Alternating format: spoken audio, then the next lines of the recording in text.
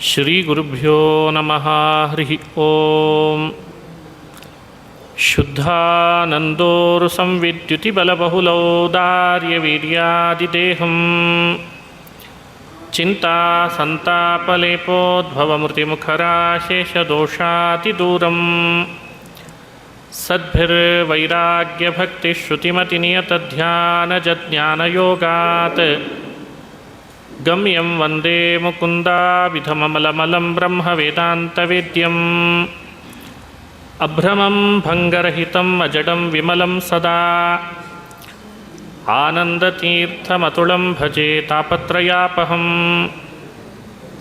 ಮೂಕೋಪಿ ಯತ್ಪ್ರಸಾದೇನ ಮುಕುಂದಶಯನಾಯತೆ ರಾಜರಾಜಾಯತೆ ರಿಕ್ತೋ ರಾಘವೇಂದ್ರಂ ತಮಾಶ್ರಯೇ ಆಪಾದಮೌಲಿಪರ್ಯಂತಂ ಗುರುಣಾಮಾಕೃತಿಂ ಸ್ಮರೇತ್ ತೇನ ವಿಘ್ನಾಃ ಪ್ರಣಶ್ಯಂತಿ ಸಿದ್ಧ್ಯಂತಿ ಚ ಮನೋರಥಾಃ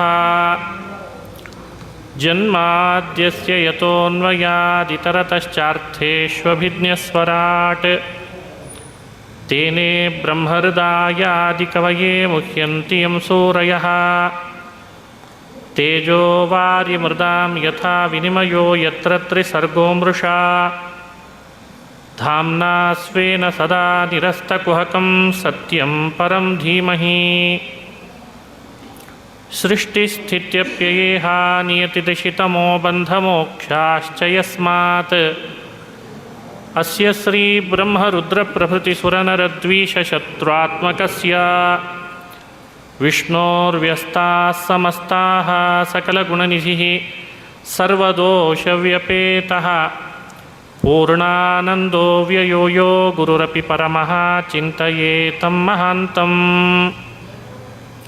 ಶ್ರೀ ಹರಿವಾಯು ಗುರುಗಳ ಚರಣಾರವಿಂದಗಳಲ್ಲಿ ಭಕ್ತಿಪೂರ್ವಕ ಪ್ರಣಾಮಗಳನ್ನು ಅರ್ಪಿಸಿ ಶ್ರೀಮದ್ ಭಾಗವತ ಮಹಾಪುರಾಣದ ನವಮ ಸ್ಕಂಧದಲ್ಲಿ ಕೆಲವು ಸಂಗತಿಗಳನ್ನು ನಿನ್ನೆ ಅನುಸಂಧಾನ ಮಾಡ್ತಾ ಬಂದ್ವಿ. ಆಚಾರ್ಯ ದೇವೋಭವ, ಪಿತೃದೇವೋಭವ, ಮಾತೃದೇವೋಭವ, ಅತಿಥಿ ದೇವೋಭವ ಇವೆಲ್ಲ ನಮಗೆ ಶಿಕ್ಷಾವಲ್ಲಿಯಲ್ಲಿ ಹೇಳಿಕೊಟ್ಟಂಥದ್ದು. ಹೇಗಿರಬೇಕು ಮನುಷ್ಯ, ಆಚಾರ್ಯರಲ್ಲಿ ದೇವರನ್ನು ಕಾಣಬೇಕು, ಆಚಾರ್ಯರಲ್ಲಿ ಅವಿಶ್ವಾಸ ಮಾಡಬಾರ್ದು, ತಂದೆಯಲ್ಲಿ ದೇವರನ್ನು ಕಾಣಬೇಕು, ತಂದೆಯಲ್ಲಿ ಅವಿಶ್ವಾಸ ಮಾಡಬಾರ್ದು. ಹೀಗೆಲ್ಲ ಪಾಠಗಳನ್ನು ಶಿಕ್ಷೆ ಹೇಳಿಕೊಡ್ತದೆ ಶಿಕ್ಷಾವಲ್ಲಿ. ಅಂಬರೀಷನ ಉಪಾಖ್ಯಾನವನ್ನು ಶ್ರವಣ ಮಾಡಿದ್ವಿ. ಅವನಲ್ಲಿದ್ದಂತಹ ದೈವಭಕ್ತಿ, ಭಾಗವತ ಧರ್ಮದ ಅನುಷ್ಠಾನ ಹೇಗೆ ಅವನನ್ನು ಕಾಪಾಡಿತು. ಸ್ವಧರ್ಮ ನಿರತನಾಗಿದ್ದ, ಮಹಾಭಾಗವತನಾಗಿದ್ದ. ಆ ಭಕ್ತಿ, ಅಂಬರೀಷನ ಭಕ್ತಿ ಅವನನ್ನು ಹೇಗೆ ರಕ್ಷಣೆ ಮಾಡಿತು, ಭಗವಂತ ಅವನ ಮೇಲೆ ಎಂಥ ಕರುಣೆ ತೋರಿದ ಅಂತ ಕಥೆ ಕೇಳಿದ್ವಿ. ಇನ್ನೊಂದು ಅಂಶವನ್ನು ಭಗವತ್ಪಾದರು ಹೇಳ್ತಾರೆ. ಬ್ರಹ್ಮಾದಯಶ್ಚ ತತ್ಕೀರ್ತಿಂ ವ್ಯಂಜಯಾಮಾಸುರುತ್ತಮಂ ಮೋಹನಾಯ ಚ ದೈತ್ಯಾನಾಂ ಬ್ರಹ್ಮಾದೇರ್ ನಿಂದನಾಯ ಚ. ಈ ಅಂಶ ನಿನ್ನೆ ಹೇಳುವಾಗ ಸ್ವಲ್ಪ ಮಾತ್ರ ನೋಡಿದ್ವಿ. ಬ್ರಹ್ಮದೇವರ ಬಳಿಗೆ ದುರ್ವಾಸರು ಬಂದರೆ, ಶಿವನ ಬಳಿಗೆ ದುರ್ವಾಸರು ಬಂದರೆ ಸುದರ್ಶನದಿಂದ ಅವರು ಯಾರೂ ರಕ್ಷಣೆ ಕೊಡಿಸಲಿಲ್ಲ. ಹಾಗಾದರೆ ಅದಕ್ಕೇನು ಕಾರಣ ಅಂದಾಗ ಅಂಬರೀಷನಿಗೆ ಕೀರ್ತಿ ಬರಲಿ ಅಂತ ಅಷ್ಟೆ.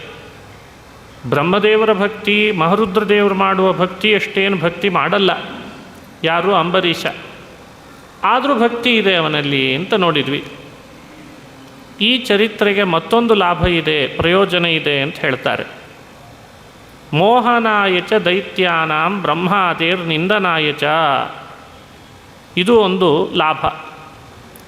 ಬ್ರಹ್ಮದೇವರು ಬೇಡ್ಕೊಂಡ್ರು, ಏನಾಗಲಿಲ್ಲ ನೋಡಿದೆಯಾ, ದುರ್ವಾಸರು ಹೋಗಿ ರಕ್ಷಣೆ ಕೊಡಿ ನನಗೆ ಅಂತ ಬೇಡ್ಕೊಂಡ್ರೂ ಕೂಡ ಬ್ರಹ್ಮದೇವರ ಕೈಯಿಂದ ಸುದರ್ಶನ ಚಕ್ರ ಬಿಡಿಸ್ಲಿಕ್ಕೆ ಆಗಲಿಲ್ಲ. ಹೀಗೆ ಪುರಾಣದ ಮೇಲ್ನೋಟದ ಕಥೆ ಕೇಳಿದಂಥವರು ಬ್ರಹ್ಮಾದಿ ದೇವತೆಗಳದ್ದೇನು ಅಂಥ ಉಪಯೋಗ ಇಲ್ಲ ಅಂತ ನಿಂದನೆಯೂ ಮಾಡ್ತಾರೆ. ಅದರಿಂದ ಅಸುರರಿಗೆ ಮೋಹನೂ ಆಗ್ತದೆ. ಈ ಉದ್ದೇಶನೂ ಇದೆ ಈ ಕಥೆಗೆ ಅಂತ ಹೇಳ್ತಾರೆ. ಅಸುರರಿಗೆ ಮೋಹವೂ ಆಗಬೇಕು, ಬ್ರಹ್ಮಾದಿಗಳನ್ನು ಅಯೋಗ್ಯರು ನಿಂದನೆಯೂ ಮಾಡಬೇಕು. ಹಾಗಾಗಿ ಈ ಕಥೆಯಲ್ಲಿ ಬ್ರಹ್ಮ ದೂರ್ವಾಸರ ಮಾತಿಗೆ ಹೆಚ್ಚು ಗಮನ ಹರಿಸಲಿಲ್ಲ ಅನ್ನೋ ಅಂಶ ಬರೀ ಒಂದೇ ಪ್ರಯೋಜನಕ್ಕಲ್ಲ, ಬಹಳಷ್ಟು ಬೇರೆ ಬೇರೆ ಲಾಭಗಳಿವೆ ಅಂತ ವ್ಯಾಖ್ಯಾನ ಮಾಡಿದ್ದಾರೆ. ತಾತ್ಕಾಲಿಕೋಪಚಯತ್ವಾತ್ ತೇಷಾಂ ಯಶಸ ಆದಿರಾಟ್ ಅನ್ಯಾರ್ಥಂಚ ಸ್ವಯಂ ಬ್ರಹ್ಮ ವಿಷ್ಣು ಬ್ರಹ್ಮಾದ್ಯಾಶ್ಚ ನಿರಾಶಿಷಃ ಅಂತೆಲ್ಲ ವಿವರಣೆ ಕೊಡ್ತಾರೆ. ಇದು ಗಾರುಡ ಪುರಾಣ. ಭಾಗವತವನ್ನು ಅರ್ಥ ಮಾಡಿಕೊಳ್ಳಿಕ್ಕೆ ಗರುಡ ಪುರಾಣದ ವಚನವೂ ಬಹಳ ಮುಖ್ಯ ಅಂತ ತಿಳಿಸಿದರು. ಇನ್ನು 9ನೇ ಸ್ಕಂಧದಲ್ಲಿ ಬಂದ ಮತ್ತೊಂದು ಉಪಾಖ್ಯಾನವನ್ನು ಇವತ್ತು ಅನುಸಂಧಾನ ಮಾಡ್ತಾ ಇದ್ದೇನೆ. ಅಂಬರೀಷನ ಚರಿತ್ರೆ ಆದಮೇಲೆ ಬರುವಂಥ ಚರಿತ್ರೆಗಳು. ದುರ್ವಾಸ ಮಹರ್ಷಿಗಳು ಹೊರಟರು. ಅಂಬರೀಷ ಮುಂದೆ ರಾಜ್ಯಭಾರವನ್ನು ಮಾಡಿದ. ಇದೊಂದು ಪುಣ್ಯಕರವಾದ ಆಖ್ಯಾನ. ಮುಂದುವರೆದದ್ದು ಶುಕ ಉವಾಚ ವಿರೂಪ ಕೇತುಮಾನ್ ಶಂಭು ಅಂಬರೀಷಸುತಾದಯ ರಥೀರಥಸ್ಯ ಪ್ರಜಸ್ಯ ಭಾರ್ಯಾಯಾಂ ತಂತವೇರ್ಥಿತಃ. ವಿರೂಪ, ಕೇತುಮಾನ್, ಶಂಭು ಅಂತ 3 ಜನ ಅಂಬರೀಷ ರಾಜನಿಗೆ ಮಕ್ಕಳಾದರು ಅಂತದೆ. ಹೆಸರೇ ವಿರೂಪ ಅಂತ ಇಟ್ಟಿದ್ದ ಮೊದಲಿಗನಿಗೆ. 2ನೇಯವನು ಕೇತುಮಾನ್, 3ನೇಯವನು ಅಂಶುಮಾನ್ ಅಂತ. ಹೀಗೆ 3 ಜನ ಮಕ್ಕಳಾದರು. ಅವನಿಂದ ಮುಂದೆ ಸಂತತಿ ಬೆಳೀತಾ ಬಂತು. ಅವನ ವಂಶದಲ್ಲೇ ಬಂದಂಥ ಒಬ್ಬ ರಾಜ. ಆ ರಾಜನ ಕಾಲದಲ್ಲಿ ನಡೆದಂಥ ಕಥೆ ಅಂದರೆ ಅದು ಸೌಭರ ಋಷಿಗಳ ಕಥೆ ಅಂತ ಹೇಳ್ತದೆ ಭಾಗವತ. ಯಮುನಾಂತರ್ಜಲೇ ಮಗ್ನಃ ತಪ್ಯಮಾನಃ ಪರಂತಪಃ. ಯಮುನಾ ನದಿಯಲ್ಲಿ ನೀರಿನ ಒಳಗೆ ಕುಳಿತುಕೊಂಡು ತಪಸ್ಸು ಮಾಡ್ತಾ ಇದ್ರಂತೆ.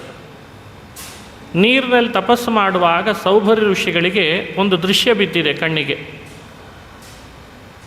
ನಿವೃತ್ತಿಂ ಮೀನರಾಜಸ್ಯ ವೀಕ್ಷ್ಯ ಮೈಥುನ ಧರ್ಮಿಣಃ. ಒಂದು ಗಂಡು ಮೀನು ತನ್ನ ಹೆಣ್ಣು ಮೀನಿನೊಟ್ಟಿಗೆ ಮೈಥುನ ಮಾಡ್ತಾ ಇದೆ, ಸಂಘ. ಸಾಕಷ್ಟು ಪರಿವಾರ ಇದೆ ಆ ಮೀನಿಗೆ. ಅದನ್ನು ಕಂಡದ್ದು ಸೌಭರ ಋಷಿಗಳು ಮನಸ್ಸಿನಲ್ಲಿ ಅವರಿಗೂ ಆಸೆ ಚಿಗುರ್ತಂತೆ. ಜಾತಸ್ಪೃಹೋ ನೃಪಂ ವಿಪ್ರಹ ಕನ್ಯಾಮೇ ಕಾಮಯಾಚತ. ಕಣ್ಣಿನಿಂದ ನೋಡಬಾರ್ದು, ಯಾವತ್ತೂ ನೋಡಬಾರ್ದದ್ದನ್ನು ನೋಡಲೇಬಾರ್ದು, ಕೇಳಬಾರ್ದದ್ದನ್ನು ಕೇಳಲೇಬಾರ್ದು, ಮುಟ್ಟಬಾರ್ದದ್ದನ್ನು ಮುಟ್ಟಲೇಬಾರ್ದು, ತಿನ್ನಬಾರ್ದದ್ದನ್ನು ತಿನ್ನಲೇಬಾರ್ದು ಅಷ್ಟೇ.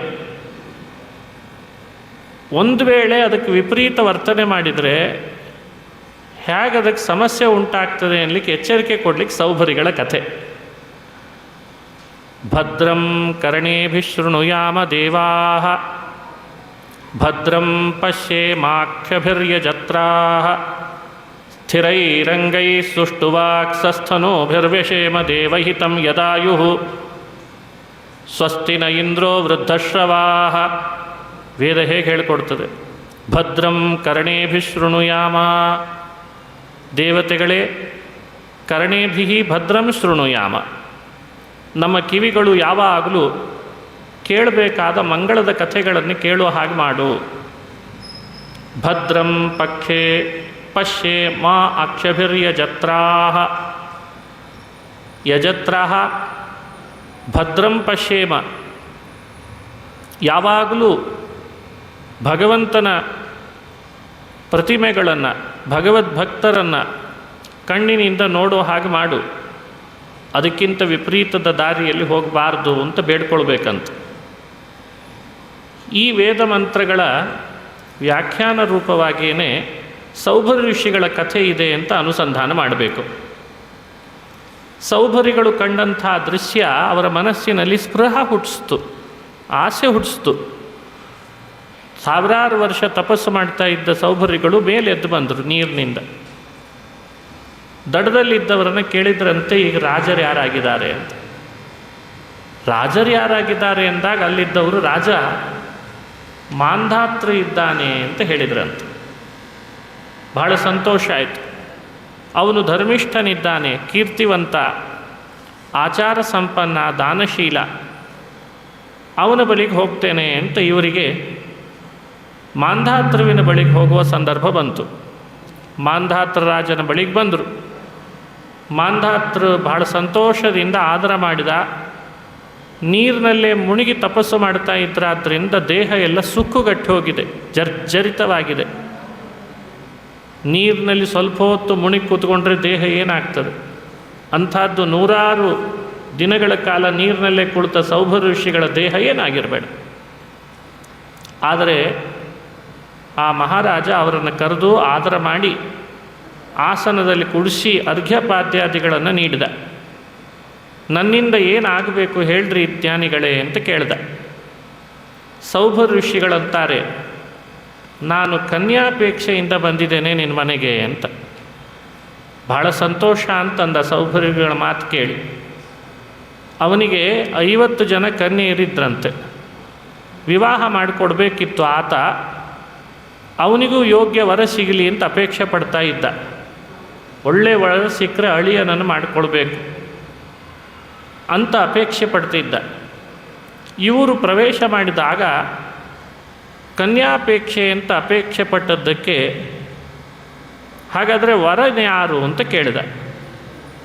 ನಾನೇ ವರ ಅಂದ್ರಂತೆ.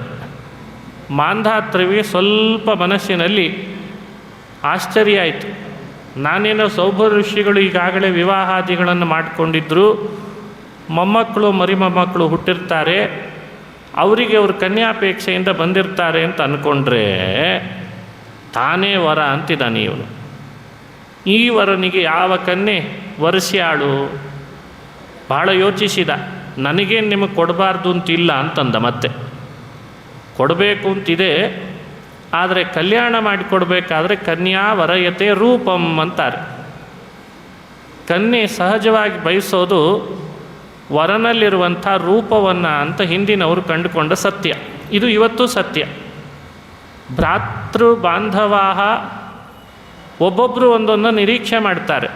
ಕನ್ಯೆ ಕೊಡುವಾಗ ಒಳ್ಳೆಯ ಊಟ ಹಾಕಿಸುವ ಶಕ್ತಿ ಇದೆನೋ ಇಲ್ಲೋ ವರನಿಗೆ ಅಂತ ಕೆಲವರು ಯೋಚನೆ ಮಾಡ್ತಾರೆ.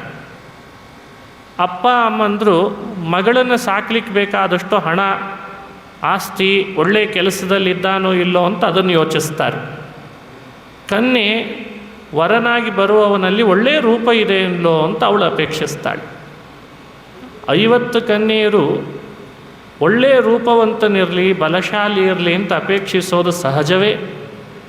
ಆದರೆ ಮಾಂಧಾತೃ ಅದಕ್ಕೇನಂತೆ ನೀವು ಕೇಳಲಿಕ್ಕೆ ಬಂದದ್ದೇ ದೊಡ್ಡದು, ಕೊಡ್ತೇನೆ ಅಂತ ಮಾತು ಕೊಟ್ಟಿದ್ದಾನೆ, ನಾನೇ ವರ ಅಂದಾಗ ಅವನಿಗೆ ಏನೂ ಮಾತನಾಡಲಿಕ್ಕಾಗಲಿಲ್ಲ. ಆಗ ಹೇಳ್ದ, ಕನ್ಯಾಂತಃಪುರಕ್ಕೆ ನಿಮ್ಮನ್ನೇ ಕಳಿಸ್ಕೊಡ್ತೇನೆ ಮುನಿಗಳೇ. ನೀವು ಕನ್ಯೆ ಅಂತಃಪುರಕ್ಕೆ ಹೋದಾಗ ಯಾವ ಕನ್ಯೆ ನಿಮ್ಮನ್ನು ವರಿಸ್ತಾಳೋ ಅವಳನ್ನು ಕನ್ಯಾದಾನ ಮಾಡಿಕೊಡ್ತೇನೆ. ಜವಾಬ್ದಾರಿ ಈ ರೀತಿ ಮಾಡಿಕೊಂಡ ಮಾಂಧಾತೃ.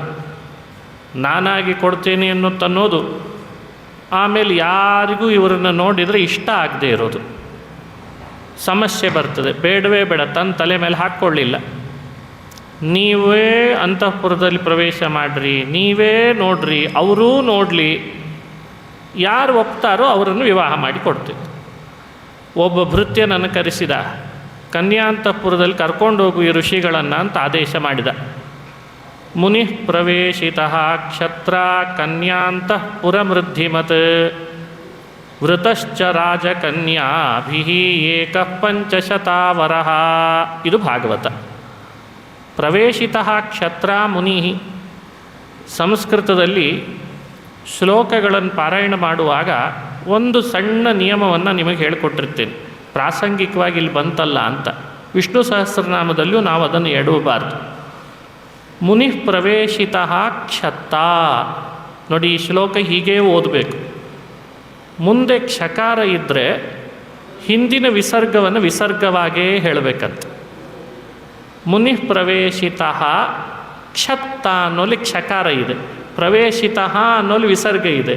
ಅದನ್ನು ಅಫ್ ಅಂತ ಉಚ್ಚಾರಣೆ ಮಾಡಬಾರ್ದು. ಹಾಗಾಗಿ ನಿಮಿಷೋ ನಿಮಿಷಸ್ರಗ್ವಿ ವಾಚಸ್ಪತಿರುದಾರಧಿ ಅಂತೆಲ್ಲ ಶ್ಲೋಕಗಳು ಬರ್ತಾವಲ್ಲ, ಅಲ್ಲಿ ಒಂದು ಕಡೆ ಕ್ಷಕಾರ ಬರ್ತದೆ. ಕ್ಷಕಾರದ ಹಿಂದಿನ ವಿಸರ್ಗವನ್ನು ವಿಸರ್ಗವಾಗಿಯೇ ಉಚ್ಚಾರಣೆ ಮಾಡಬೇಕು.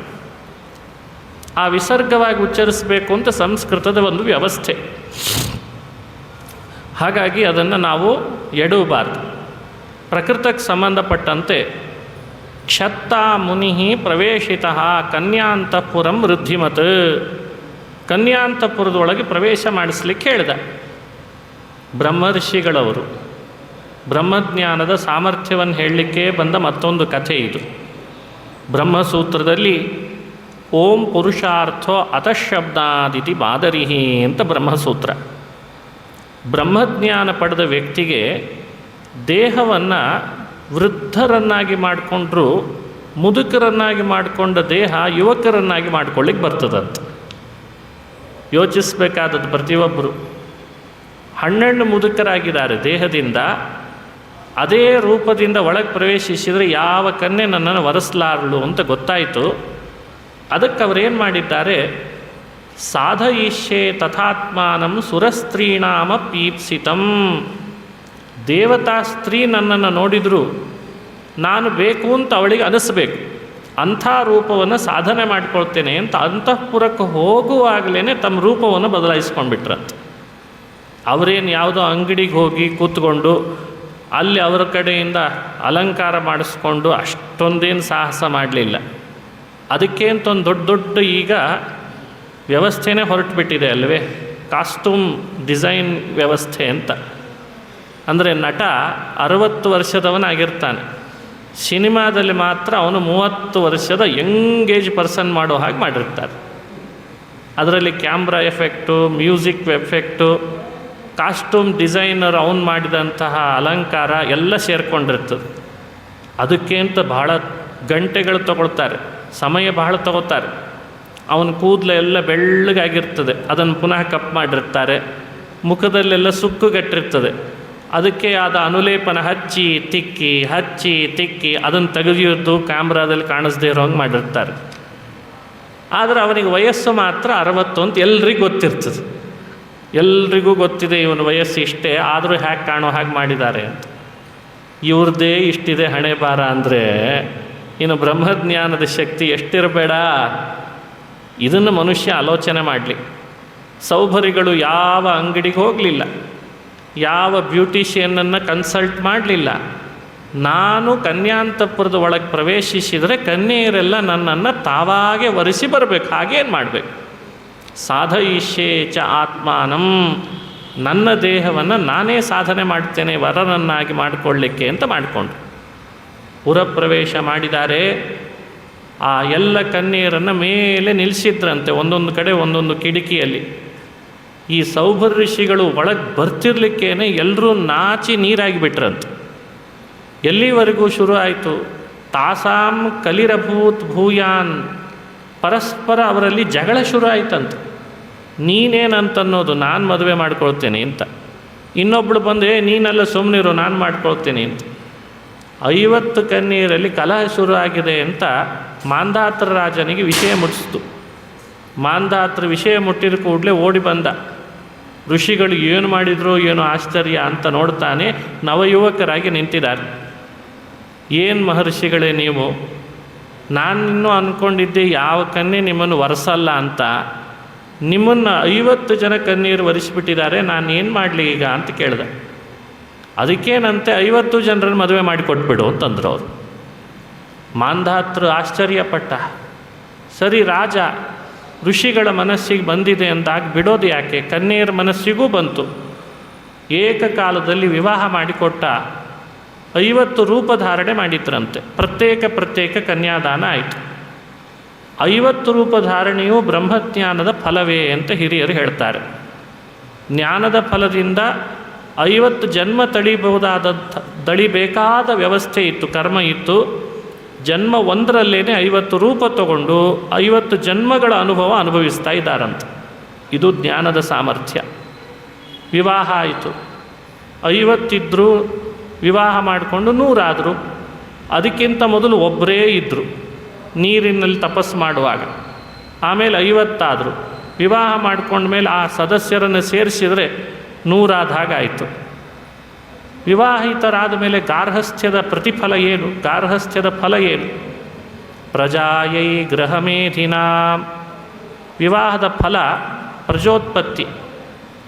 ವಿವಾಹ ಮಾಡಿಕೊಂಡ್ರೂ ಮಕ್ಕಳನ್ನು ಪಡೆದೇ ಇದ್ದರೆ ವಿವಾಹಕ್ಕೆ ಅರ್ಥ ಏನಿದೆ? ಹಾಗಾಗಿ ಪ್ರಜೋತ್ಪತ್ತಿ ಆಗಲಿ ಅಂತ ಸೌಭ ಋಷಿಗಳು ಅವರೆಲ್ಲರೊಟ್ಟಿಗೆ ಮಕ್ಕಳನ್ನು ಪಡಿತಾರೆ. ಸರಿಸುಮಾರು 50 ಇದ್ದವರು 100 ಆದಮೇಲೆ ಸೌಭರಿಗಳ ಮಕ್ಕಳ ಮೊಮ್ಮಕ್ಕಳ ಪರಿವಾರ ಸೇರಿಸಿ ಹೇಳ್ತದೆ ಭಾಗವತ, 5,000 ಆಗಿದ್ರಂತೆ. 5,000 ಸೌಭರಿಗಳ ಸಂಸಾರ ಬೆಳೀತಾ 5,000 ಸಂಖ್ಯೆ ತಲುಪಿಬಿಡ್ತಂತೆ. ಯಾರನ್ನು ಎಲ್ಲೂ ಹೊರಗೆ ಹೋಗ್ಲಿಕ್ಕೆ ಬಿಡೋ ಹಾಗಿಲ್ಲ ಅಂತ ಅವ್ರದ್ದೇ ಒಂದು ಕಾಲೋನಿನೇ ಮಾಡ್ಕೊಂಡಿದ್ರಂತೆ. ಸೌಭರಿ ಕಾಲೋನಿ ಅಂತ ಪ್ರಾಯ ಹೆಸರಿಟ್ಟಿದ್ದರು. ಮಾಂಧಾತ್ರನೇ ದಿಗ್ಬೆರಗಾಗಿಬಿಟ್ಟ. ನಾವೇ ರಾಜರು ಬಹಳಷ್ಟು ವಿವಾಹ ಮಾಡಿಕೊಂಡು ಕನ್ಯೆಯರನ್ನು ಪಡೆದಿರ್ತೇವೆ, ಒಬ್ಬೊಬ್ಬರನ್ನು ಸಂಭಾಳಿಸೋದು ಸುಲಭ ಅಂತ ಅನಿಸಲ್ಲ ನಮಗೆ. ಇಷ್ಟು ಸಿರಿವಂತಿಕೆ ಇದ್ದ ನಮಗೆ ಸಮಸ್ಯೆ. ಇನ್ನು ಕಾಡಿನಲ್ಲಿ ತಪಸ್ಸು ಮಾಡಿಕೊಂಡು ನಿಮಗೆ ಇನ್ನೆಷ್ಟು ಇರಬೇಡ 50 ಮದುವೆ ಮಾಡಿಕೊಂಡು ಸಂಸಾರ ಮಾಡಿದರೆ ಅಂತ ಅವನು ಆಶ್ಚರ್ಯ ಪಡ್ತಿದ್ದಾನೆ. ರಾಜನಿಗೆ ಹೇಳ್ತಾರೆ, ನೀನು ನನಗೇನು ಕೊಡೋ ಅವಶ್ಯಕತೆ ಇಲ್ಲ, ನಾನು ಎಲ್ಲ ಮಾಡ್ಕೊಳ್ತೇನೆ, ನಂದೇ ಬೇರೆ ವ್ಯವಸ್ಥೆ ಅಂತ ಅವ್ರದ್ದೇ ಒಂದು ವ್ಯವಸ್ಥೆ ಬೇರೆ ಕಲ್ಪಿಸ್ಕೊಂಡ್ಬಿಟ್ರು. ಮಾಂಧಾತ್ರ ರಾಜನೂ ದಿಗ್ಬೆರಗಾದ ಅಂತ ಹೇಳ್ತಾರೆ. ಹೀಗೆ ಅವರು 50, 100, 5,000 ಆದ ಮೇಲೆ ಅವರಿಗೆ ಮನಸ್ಸಿನಲ್ಲಿ ವೈರಾಗ್ಯ ಪುನಃ ಅಭಿವ್ಯಕ್ತ ಆಗಿಬಿಡ್ತು. ಏನಂತ ಅಭಿವ್ಯಕ್ತ ಆಯಿತು ಅಂದರೆ, ಈ ತರಹ ಸಂಸಾರದಲ್ಲಿ ಮುಳುಗಿದರೆ ಬ್ರಹ್ಮನನ್ನು ಉಪಾಸನೆ ಮಾಡಲಿಕ್ಕಾಗಲ್ಲ ಮತ್ತೆ. ಯಾಕೆ? ದಿನನಿತ್ಯ ಒಂದಲ್ಲ ಒಂದು ಕಾರ್ಯಕ್ರಮಗಳೇ ಅಂತೆ ಮನೆಯೊಳಗೆ. ಮಗಳು ಬರ್ತಾಳೆ, ಮೊಮ್ಮಗನ ಉಪನಯನ ನಾಳೆ ಬರ್ರಿ ಅಂತ ಕರೀತಾಳೆ. ಸರಿ, ಮಗ ಬರ್ತಾನೆ, ಮೊಮ್ಮಗನಿಗೆ ಅನ್ನಪ್ರಾಶನ ನಾಳೆ ಬರ್ರಿ ಅಂತಾನೆ. ಹೀಗೆ ಅನ್ನಪ್ರಾಶನ, ಉಪನಯನ, ಚೌಲ, ವಿವಾಹ, ನಾಮಕರಣ, ಈ ಸಂಸ್ಕಾರಗಳೇ ನಡೀತಿದ್ದಾವಂತೆ. ಒಂದು ದಿನವೂ ಸಮಯ ಸಿಗ್ತಾ ಇಲ್ಲ ಸೌಭರಿಗಳಿಗೆ. ಹಿಂದಿನ ದಿನ ರಾತ್ರಿ ಬಂದಿರಬೇಕು, ಮತ್ತೆ ಮರುದಿವಸ ಬ್ಯಾಗ್ ಎತ್ಕೊಂಡು ಹೊರಟ್ರೆ ಅದನ್ನು ಅಟೆಂಡ್ ಆಗಿ ಬರೋ ಅಷ್ಟರಲ್ಲಿ ಮತ್ತೆ ಮರುದಿವಸ ಮತ್ತೊಂದು. ಇದೇ ಆಗ್ತಿದೆ ಹೊರತು ತಮ್ಮ ಹಿಂದೆ ಏನು ಬ್ರಹ್ಮ ತಪಸ್ಸು ಅಂತ ನಡೆಸಿದ್ರು ಉಪಾಸನೆ, ಅದೆಲ್ಲ ಇದರಿಂದ ನಶಿಸಿ ಹೋಗ್ತಾ ಇದೆ. ಅವರ ಮುಖದಲ್ಲಿ ಬಂದ ಆ ಸಮಯದ ಅನುಭವದ ಮಾತನ್ನು ಭಾಗವತ ಉಲ್ಲೇಖ ಮಾಡ್ತದೆ. ಅಹೋ ಇಮಂ ಪಶ್ಯತ ಮೇ ವಿನಾಶಂ. ನನ್ನನ್ನು ನೋಡಿ ಆದರೂ ಸಮಾಜ ಪಾಠ ಕಲೀಲಿ ಅಂತ ಹೇಳ್ತಾರೆ. ಅಹೋ ಇಮಂ ಪಶ್ಯತ ಮೇ ವಿನಾಶಂ. ನಾನು ನಷ್ಟನಾದೆ. ಯಾಕೆ? ತಪಸ್ವಿನ ಸಚ್ಚರಿತವ್ರತಸ್ಯ ಅಂತರ್ಜಲೇ ವಾರಿಚರ ಪ್ರಸಂಗಾತ್ ಪ್ರಚ್ಯಾವಿತಂ ಬ್ರಹ್ಮಚಿರಂ ಧೃತಂ ಯತ್. ಅಂತರ್ಜಲೇ ವಾರಿಚರ ಪ್ರಸಂಗಾತ್. ನೀರಿನಲ್ಲಿ ನಾನು ಸಂಚರಿಸಿದರ ಸಮಯದಲ್ಲಿ ಮೀನನ್ನು ನೋಡಿದೆ ಅಂತಾರೆ. ವಾರಿಚರ ಅಂದರೆ ಮೀನು. ಆ ಗಂಡು ಹೆಣ್ಣಿನ ಮೀನಿನ ಸಂಘ ನನ್ನನ್ನು ವಿಚಲಿತಗೊಳಿಸಿ ಇವತ್ತು ಈ ಸ್ಥಿತಿಗೆ ತಂದುಬಿಡ್ತು. ಭೋಗದ ಲಾಲಸೆ ಹುಟ್ಟಿಸ್ತು. ಅದನ್ನು ಪೂರೈಸ್ಕೊಳ್ಳಿಕ್ಕೆ ಪ್ರಯತ್ನ ಪಟ್ಟೆ, ನಾನೇ ಪರಬ್ರಹ್ಮನನ್ನು ಮರೆತು ಬಿಟ್ಟೆ ಅಂತಿದ್ದಾರೆ. ಸಂಗಂ ತ್ಯಜೇತ ಮಿಥುನವ್ರಜಿನಾನ್ ಮುಮುಕ್ಷು ಸರ್ವಾತ್ಮನಾನ ವಿಸೃಜೇತ್ ಬಹಿರಿಂದ್ರಿಯಾಣಿ ಏಕಶ್ಚರನ್ ರಹಸಿ ಚಿತ್ತಮನಂತ ಈಶೇ ಯುಂಜೀತ ತದ್ರತಿಷು ಸಾಧುಷು ಚೇತ್ ಪ್ರಸಂಗ. ಎಂಥ ಒಳ್ಳೆಯ ಮಾತನ್ನು ಸೌಭರಿಗಳು ಹೇಳ್ತಾರೆ. ಮೋಕ್ಷವನ್ನು ಬಯಸ್ತಿದ್ದಿ, ಬ್ರಹ್ಮ ಸಾಕ್ಷಾತ್ಕಾರ ಆಗಬೇಕು ಅಂತ ಅಪೇಕ್ಷಿಸ್ತಿದ್ದಿ ಅಂದರೆ ವಿಷಯ ಸಂಘವನ್ನು ಪರಿತ್ಯಜಿಸು ಅಂತ ಬೋಧನೆ ಮಾಡ್ತಾರೆ. ಮುಮುಕ್ಷು ಸಂಗಂ ತ್ಯಜೇತ. ಮೋಕ್ಷಾಪೇಕ್ಷೆ ಇರುವವನು ಈ ವಿಷಯ ಸಂಘವನ್ನು ಪರಿತ್ಯಜಿಸಲೇಬೇಕು. ಇಲ್ದಿದ್ದರೆ ನನ್ನಂತೆ ಆಗಬೇಕಾಗ್ತದೆ. ಹೀಗವರ ವೈರಾಗ್ಯದ ಮಾತುಗಳನ್ನು ಭಾಗವತ ಬಹಳ ಅಪೂರ್ವವಾದ ರೀತಿಯಲ್ಲಿ ಸಂಗ್ರಹಿಸಿ ಅವರಿನ್ನಿಲ್ಲಿರಲಾರೆ ಅಂತ ನಿಶ್ಚಯಿಸಿ ತೊಗೊಂಡ್ಬಿಟ್ರಂತ. ಅದನ್ನೂ ಹೇಳ್ತದೆ, ನಾನಿನ್ನು ಹೊರಡ್ತೇನೆ, ಸಾಕು, ನನ್ನ ಕೆಲಸ ಮುಗಿದಿದೆ ಅಂತ ಹೊರಡ್ತೇನೆ ಅಂತ ಕೂತ್ಕೊಂಡ್ರು. ಆಗ ಪತ್ನಿಯರು 50 ಜನ ಬಂದು ಕಾಲು ಹಿಡಿದ್ರಂತ. ನೀವೇ ಕಾಡಿಗೆ ಹೊರಟ್ರೆ ನಮ್ಮ ಪರಿಸ್ಥಿತಿ, ನಿಮಗೆ ಯಾರು ಬೇಡ, ನೀವು ಬರ್ರಿ ಅಂತಂದ್ರಂತ. ಮನೆಯನ್ನು ಬಿಟ್ಟು ಗಂಡ ಹೆಂಡತಿಯರು ಅಂದರೆ 50 ಜನ ಪತ್ನಿಯರು ಸೌಭರಿಗಳು ಸೇರಿ ಕಾಡಿನ ದಾರಿಯನ್ನು ಹಿಡಿದು ಸರ್ವಸಂಗ ಪರಿತ್ಯಾಗ ಮಾಡಿ ಅವರಿಗೂ ಸದ್ಗತಿ ಕೊಡಲಿಕ್ಕೆ ಬೇಕಾದ ಉಪದೇಶ ಮಾಡಿದ್ದಾರೆ. ಅವರೂ ಸದ್ಗತಿ ಪಡೆದರು 50 ಜನ. ತಾವು ಪುನಃ ತಪಸ್ಸು ಮಾಡಿ ಭಗವಂತನನ್ನು ಮೊರೆ ಹೋದರು ಅಂತ ಕಥೆ. ಈ ಚರಿತ್ರೆಯನ್ನು ಹೇಳಿ ನಮಗೇನು ತಿಳುವಳಿಕೆ ಕೊಡ್ತದೆ?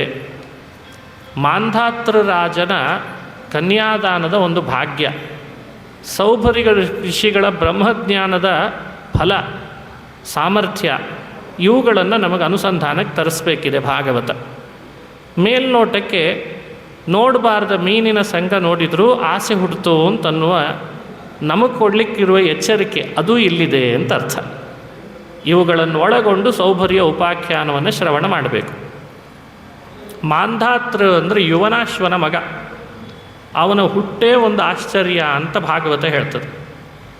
ಯುವನಾಶ್ವನಿಗೆ ಮಕ್ಕಳಾಗಿಲ್ಲ ಅಂತ ವ್ಯಥೆ ಪಡ್ತಾ ಇದ್ದ. ಸರಿ, ಯಾಗ ಮಾಡಿದರೆ ಆಯಿತು ಅಂತ ಯಾಗ ಮಾಡಲಿಕ್ಕೆ ಕರೆದುಕೊಂಡು ಹೋದರು ಋಷಿಗಳು ತಮ್ಮ ಆಶ್ರಮದಲ್ಲಿ. ಯಾಗಕ್ಕೆ ಅಂತ ಅವರು ಸಿದ್ಧಪಡಿಸಿದ್ದಾರೆ. ಮಾಂಧಾತೃ ಹುಟ್ಟಿರಲಿಲ್ಲ, ಯುವನಾಶ್ವ ಯಾಗದಲ್ಲಿ ಪಾಲ್ಗೊಂಡಿದ್ದ. ಆಶ್ಚರ್ಯ ಅಂದರೆ ತಾಯಿ ಗರ್ಭದಿಂದ ಹುಟ್ಟಲಿಲ್ಲ ಮಾಂಧಾತೃ, ತಂದೆ ಗರ್ಭದಿಂದ ಹುಟ್ಟಿದಾನಂತ. ಕೇಳಬೇಕಲ್ಲ ಇಂಥ ಕಥೆಗಳನ್ನು, ಭಾರಿ ಆಶ್ಚರ್ಯ ಇದು. ತಂದೆ ಯುವನಾಶ್ವ ಯಾಗದ ಮಂಟಪದಲ್ಲಿ ಕಲಶಗಳನ್ನೆಲ್ಲ ಅಭಿಮಂತ್ರಣ ಮಾಡಿ ಇಟ್ಟಿದ್ದಾರಂತೆ. ರಾತ್ರಿ ನೀರಡಿಕೆಯಾಗಿದೆ ಅಂತ ಈತ ನೀರು ಬಹಳ ಬೇಕು ಅನ್ನಿಸಿದ್ದಕ್ಕೆ ಕಲಶದ ನೀರನ್ನೇ ಕುಡಿದು ಬಿಟ್ಟ. ಅಭಿಮಂತ್ರಿಸಿದ ಕಲಶದ ನೀರು ಕುಡಿದದ್ದಕ್ಕೆ ಬೆಳಗ್ಗೆ ಕಲಶದಲ್ಲಿರೋ ನೀರಿಲ್ಲ ಅಂದಾಗ ಯಾಜ್ಞಿಕರು ಹೇಳ್ತಾರೆ, ಇದು ದೈವವೇ ಕಾಪಾಡಬೇಕು ಅಂತ, ಬೇರೆ ಏನಿಲ್ಲ ಇಲ್ಲಿ ಅಂತ. ಯಾಕೆ ಅಂದರೆ ಯುವನಾಶ್ವನ ಗರ್ಭದೊಳಗೆ ಒಂದು ಮಗು ಬೆಳೀತಾ ಇದೆ ಅಂತಂದ್ರಂತ. ಆಮೇಲೆ ಆ ಮಂತ್ರಶಕ್ತಿ ಅದನ್ನು ಹೇಳಲಿಕ್ಕೆ ಬಂದದ್ದು ಈ ಉಪಾಖ್ಯಾನ.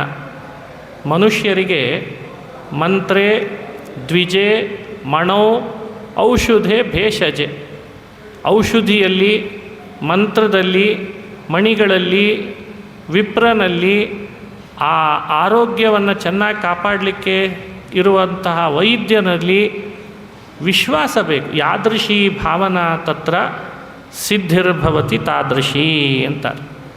ಆ ಸಿದ್ಧಿ ಆಗಬೇಕಾದ್ರೆ ವಿಶ್ವಾಸ ಬೇಕು. ವಿಶ್ವಾಸ ಯುವನಾಶ್ವನಲ್ಲಿತ್ತು. ಮಂತ್ರದ ಮೇಲಿದ್ದ ವಿಶ್ವಾಸದಿಂದ ಅವನಿಗೆ ಹೊಟ್ಟೆಗೆ ಏನು ಶೂಲಿ ಆಗಲಿಲ್ಲ. ಯಾಕಂದ್ರೆ ಅಂಥ ವರ ಕೊಟ್ಬಿಟ್ರಂತೆ ಋಷಿಗಳು. ನೀನೇನೋ ಅಪರಾಧ ಮಾಡಿದ್ದೀನಿ ಅಂತಂದಿದ್ದಿ, ನಾವು ನಮ್ಮ ಶಕ್ತಿಯಂತೆ ನಿನ್ನ ಕಾಪಾಡ್ತೇವೆ, ಮಗುನ್ನೂ ಕಾಪಾಡ್ತೇವೆ ಅಂದ್ರಂತೆ. 9 ತಿಂಗಳಾದ ಬಳಿಕ ಮಗು ಹುಟ್ಟಿತು. ಯುವನಾಶ್ವನ ಹೊಟ್ಟೆಗೇನು ಸಮಸ್ಯೆ ಆಗದಂತೆ ರಕ್ಷಿಸಿದರು. ಹುಟ್ಟಿದಂಥ ಮಗು ಅಳ್ತಾ ಇದೆ. ನನ್ನನ್ನು ಯಾರು ಇನ್ನು ರಕ್ಷಣೆ ಮಾಡೋರು? ಹಾಲು ಪಾನ ಮಾಡಿಸೋರು ಯಾರು? ಸ್ತನ್ಯಪಾನ. ಆಗ ಇಂದ್ರದೇವರು ಬಂದು ತನ್ನ ಹೆಬ್ಬೆರಳನ್ನು ಮಗುವಿನ ಬಾಯಿಯಲ್ಲಿಟ್ಟು ತನ್ಮೂಲಕ ಕ್ಷೀರಪಾನ ಮಾಡಿಸಿದ್ನಂತೆ. ಇಂದ್ರದೇವರು ಕ್ಷೀರಪಾನ ಮಾಡಿಸುವಾಗ ಅಳುತ್ತಿದ್ದಂಥ ಮಗುವನ್ನು ಬಾಯಲ್ಲಿ ನೀನು ಯಾವ ಕಾರಣಕ್ಕೂ ವ್ಯಥೆ ಪಡಬೇಡ ಅಂತ ಹೇಳುವಾಗ ಕಮಾಂ ಧಾತ ಮಾಂಧಾತ ಅಂತ ಅವನಿಗೆ ಹೆಸರು ಬಂತಂತೆ. ಸಂಸ್ಕೃತದಲ್ಲಿ ಧಾತ ಅನ್ನುವ ಧಾತಾ ಶಬ್ದ ಧರಿಸುವವರು ಅನ್ನೋ ಅರ್ಥ ಅಲ್ಲ, ನನಗೆ ಸ್ತನ್ಯಪಾನ ಮಾಡಿಸೋರು ಯಾರು ಅಂತ. ಧೇಟ್ ಪಾನೆ ಅಂತ ಒಂದು ಧಾತು. ಕಮಾಂ ಧಾತ ಅಂದರೆ ನನಗೆ ಹಾಲನ್ನು ಕುಡಿಸುವವರು ಯಾರು ಅಂತ ಅದು ಅಳುತ್ತಿತ್ತಂತೆ. ಇಂದ್ರನೇ ಬಂದು ನಾನೇ ನಿನಗೆ ಹಾಲು ಪಾನ ಮಾಡಿಸ್ತೇನೋ, ಯಾಕೆ ಅಳ್ತಿ ಅಂತ ಹೆಬ್ಬೆರಳಿಟ್ಟು ಹಾಲು ಪಾನ ಮಾಡಿಸಿದ. ಅದಕ್ಕೆ ಅವನ ಹೆಸರು ಮಾಂಧಾತ ಅಂತ ಆಯ್ತಂತೆ. ಬಹಳ ಪ್ರಸಿದ್ಧ ಚಕ್ರವರ್ತಿ. ಬೆಳಗ್ಗೆ ಎದ್ದಾಗ ರಾಜರುಗಳ ಸ್ಮರಣೆ ಮಾಡುವಾಗ ಇವರನ್ನೂ ಸ್ಮರಿಸಲಿ ಅಂತಾರೆ. ಮಾಂಧಾತ ನಹುಶೋಂಬರೀಶ ಸಗರೋ ರಾಜ ಪೃಥುರ್ಹೈಹಯ. ಇವರೆಲ್ಲ ಚಕ್ರವರ್ತಿಗಳು ನಮಗೆ ದಿನನಿತ್ಯ ಸ್ಮರಣೆಯಲ್ಲಿ ಬರಬೇಕಾದವರು.